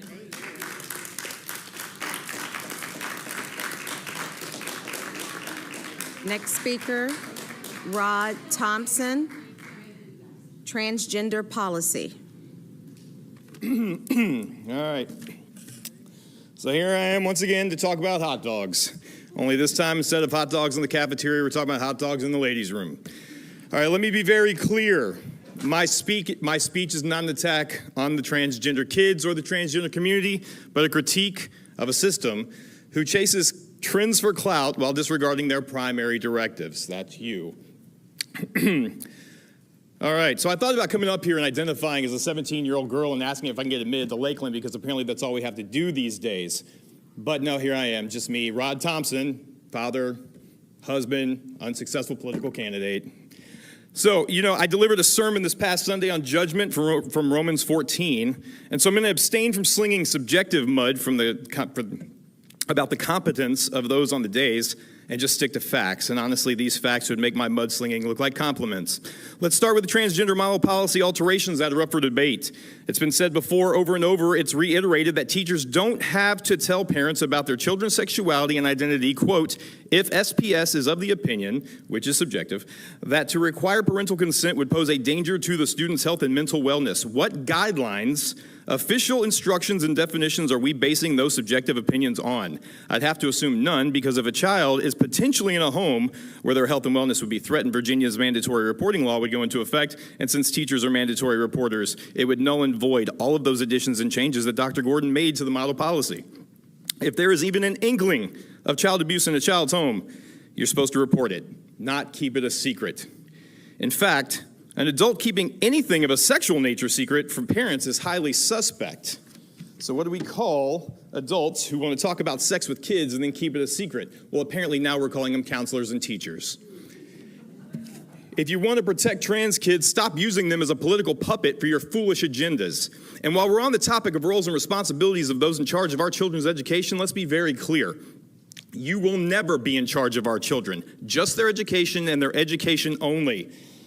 Gauging your governmental abilities on the achievements of our greatest students negates responsibility for the least of these who you need to serve the most. At my last appearance, Dr. Brooks Buck went minutes beyond her allotted time and stood on the backs of high-achieving seniors using their $30 million scholarships as some sort of gauge of how well this board does their job. You know what? Well, 30 is a big number, but let's look at other numbers bigger than 30. Maybe like 40, as in 40% of males at Kings Fork Middle School who failed their reading on the SOL. 48, as in 48% of males who failed math. Let's do 55% of African American students who failed science. At Hill Point, 41% of males failed reading and math. Colonel Fred Cherry, 43% of males and 98% of students with disabilities failed writing. Booker T, 42% of all students failed reading. All numbers greater than 30 with another sum of about 54 cents. And the fact that JFK is accredited with conditions tells me this board has lost sight of their purpose. I would pray for you, but Your then time you would is just up, sir. crush my First Amendment rights. But Your you know time what? is up, sir. Jesus fix it. Amen.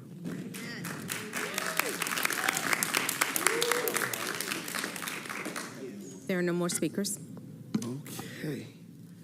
The next item on the agenda is comments and reports by school board members.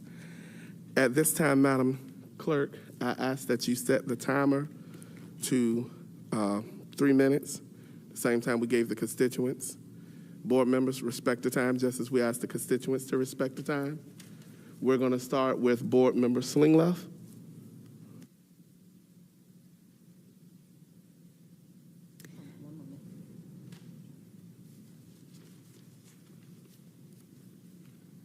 Tonight, I would like to address something that is very concerning. The superintendent of SPS has propagated a narrative intended to foster questions in the minds of the citizens of Suffolk as to why several of us ran for our seats on the school board. Just this last week, in an article dated September 19th, I quote, "I actually have school board members who are working against the school division. My job would be so much easier if you had people who believed in our kids. They don't. They make it all about the adults," end quote. Not only are his statements divisive, but they're completely untrue. It seems that anyone who disagrees with him and supports parents is working against the school system. I would like to take a moment to respond to this false narrative and shed light on truth. In 2022, I decided to run for the school board because I'm an advocate for children and a defender of families. In recent years, we have seen an increasing assault on both. This evening, the assault is evident in the battle over ideological beliefs and the control of your children. It seems that the roles and responsibilities of the school and the roles and responsibilities of parents are no longer clearly defined. Historically, together in partnership, parents entrusted schools to educate their children in subjects such as reading, writing, arithmetic, and the trades, equipping children with the skills necessary to acquire jobs so that they would become productive contributors to society. All other caregiving roles and responsibilities belong to the parents. As the child's first and primary teacher, parents were expected to teach children right from wrong, raise their children in family traditions while instilling values, morals, and faith in their children's hearts and minds according to the convictions of the parents. Today, believing that they know what is best for your children, the leadership of SPS has crafted policy which not only allows students to enter bathrooms and locker rooms based upon their gender identity, but enables the teachers and administrators within the schools to subjectively assess whether your child is safe having an open conversation with you, the parents, during a time when your child needs you most. Our school leadership has crossed the line by not only affirming which cultural and social ideology is acceptable and therefore should be treated as normative, but now they want the ability to decide whether your ideology stands in opposition, making you, the parents, unsafe, abusive caregivers. This policy before the board must be rejected as is in order to reaffirm clearly defined roles. While lines between schools and parents have become murky at best, the lines between the defining roles of the SPS administration and the roles of the school board members have repeatedly been affirmed. For the past 9 months, repeatedly, along with a couple other board members, I have been told to stay in my lane. A very clear line defining roles and responsibilities has been outlined. Anything dealing with day-to-day was leadership of the administration, and it's clearly implied and repeatedly assumed by the SPSO leadership that the role of the board member is to approve the superintendent's budget, approve the proposed policies outlined by both the VSBA and the superintendent, and to evaluate the superintendent, board clerk, and board attorney. As we saw this past July, the evaluation process is only for those on the board who approve of the job performance of these employees. In July, two board members' evaluations of the superintendent were thrown out. And this Board Member Slingloff, your time has expired. I'll continue it next month. Thank you. I'll give the rest of the story then. I appreciate you, Board Member Slingloff. Our next speaker is Board Member Jenkins. Board Member Jenkins. Thank you. I don't have much to say. I just want to thank everyone for their comments tonight. And it is my prayer and my hope that all our children feel loved and wanted by their parents at home, so they do feel safe to talk to you. But if there is a case that a child, for whatever reason, wants to talk to a teacher, I hope that the parents would feel great that their child has someone to talk to at school or anywhere, or whether it's an aunt or uncle or anybody, that you're not the only one that they talk to. Me personally, I'm not trying to take anybody's responsibility as a parent. I have my own kids, I have my grandkids, and what I do for a living, I talk to children, I talk to the parents, and everybody's home is not safe. I'm just putting it out there. Everybody's home is not safe, and we do report it, by the way, when we find a home that's not safe. But I just hope that everyone's talking about God and praying.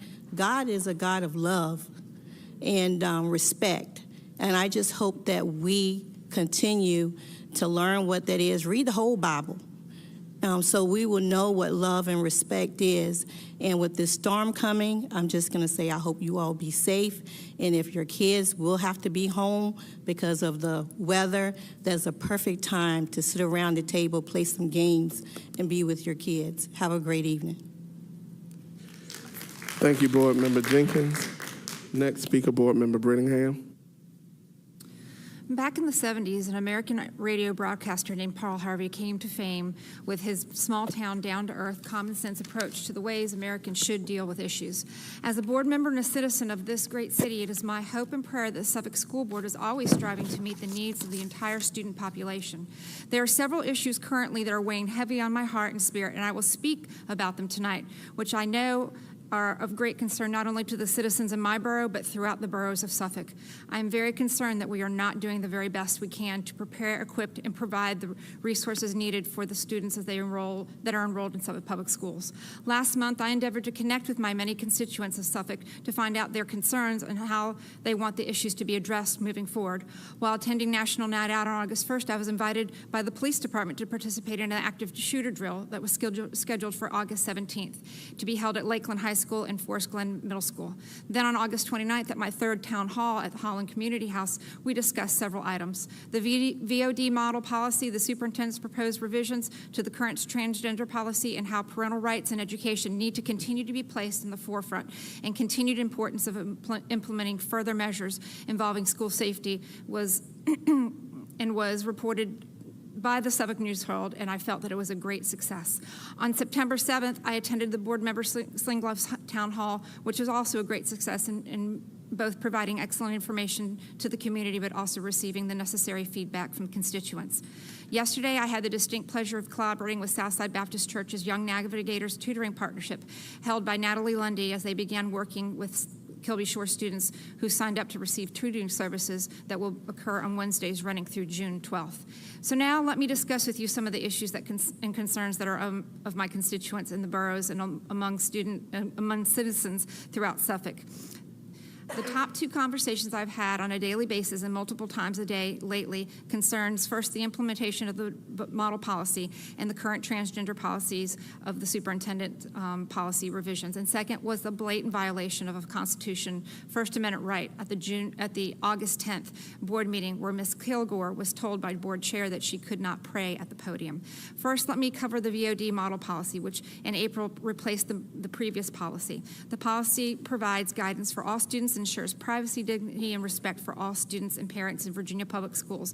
Both the Attorney General Myers, in an official AG opinion, and the Superintendent of Schools, Dr. Lisa Coons, in an official memo to all Virginia districts, supported the strong advice and advised every school district in Virginia to implement the model policy. An overwhelming majority of constituents validated that they want the VOD model policy, and they shared their thoughts not only at my town hall, but at Ms. Slinglove's town hall, at National Night Out, at Taste of Suffolk, and through letters and emails and phone calls and conversations. I've heard your request and asked me to please vote, and I will be voting for the model policy. Thank you. Our next speaker is Board Member Barham. Thank you. Couple of things. First, I'd like to offer Dr. Gordon and his staff special thanks, and all of our employees for such a successful opening of our 23-24 school year. I've spoken to several constituents recently who commended teachers, bus drivers, cafeteria workers, principals, everyone for being on board. Thank you for all that you're doing for Suffolk Public Schools. That's why we're here.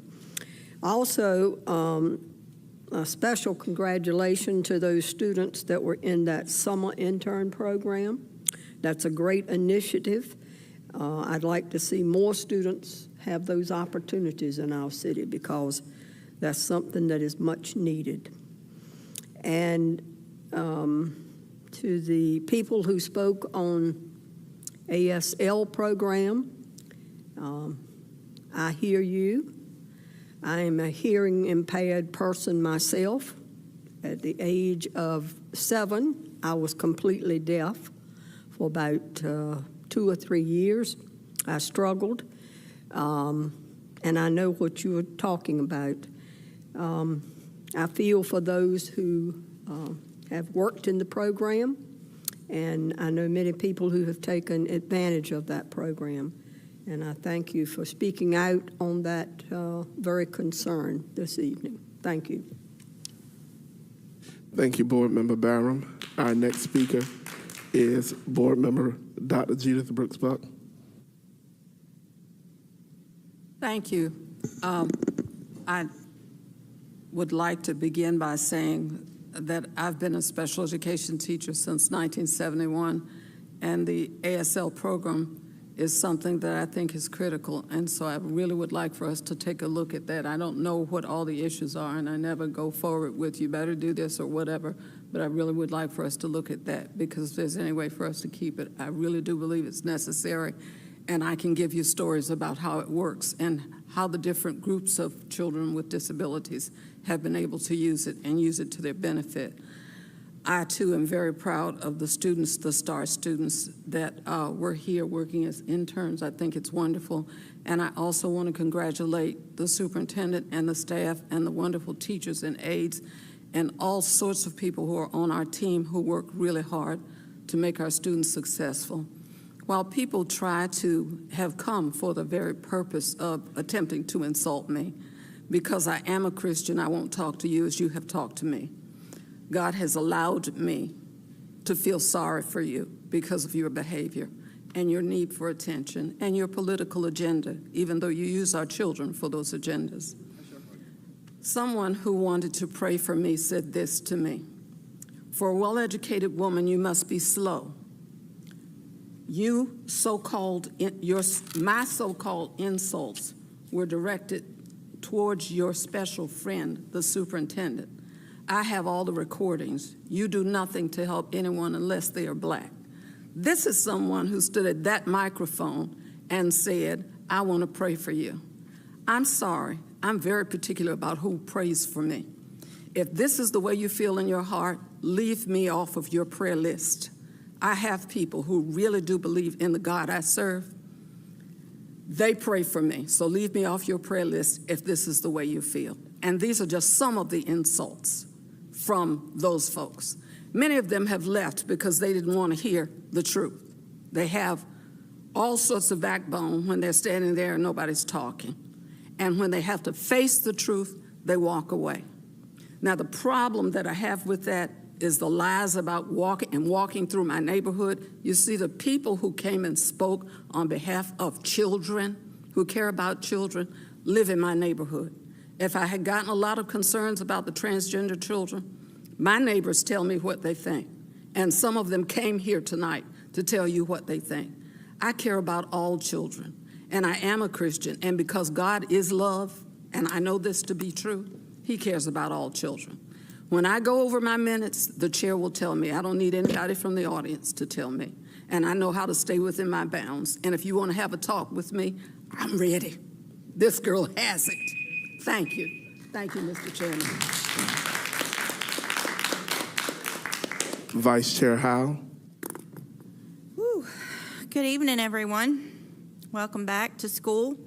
Want to give a quick special shout out to Mr. Privet. I know he's not here. Hopefully he's getting rest. But based on the conversations that, or the emails I've been receiving, I just want to acknowledge the burden he carries at the jump of the school year. Mr. Privet, thank you for the countless hours you have put in beyond what we even know to get the buses running and doing the very best you can with the very little sometimes we're given. And I just wanted to acknowledge you for that.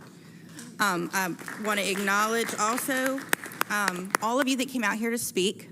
I imagine it took quite a bit of courage because there was a 50-50 shot. You were either going to annoy people or you were going to get a clap. And I just thank you for using your civic privilege to come and do that and let your voice be heard. I know it's scary. I don't like attention.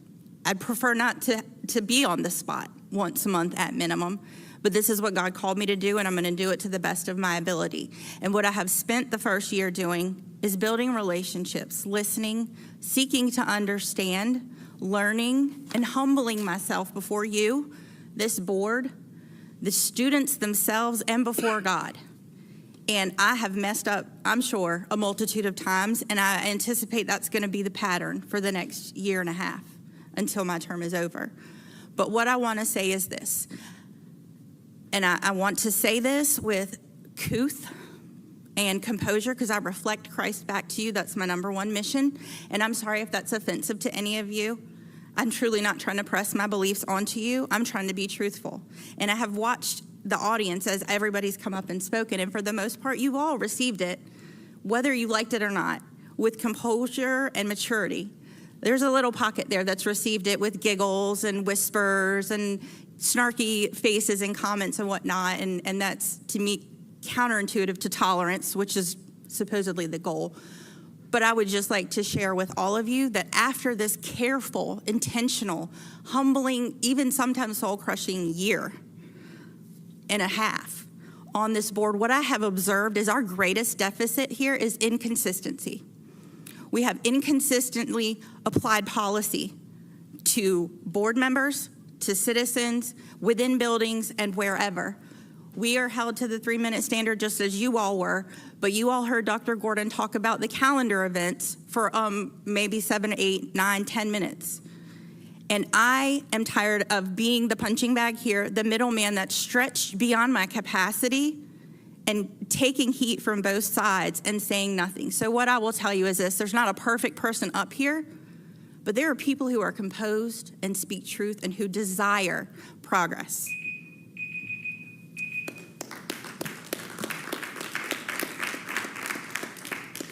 Thank you so much, Vice Chair Howell.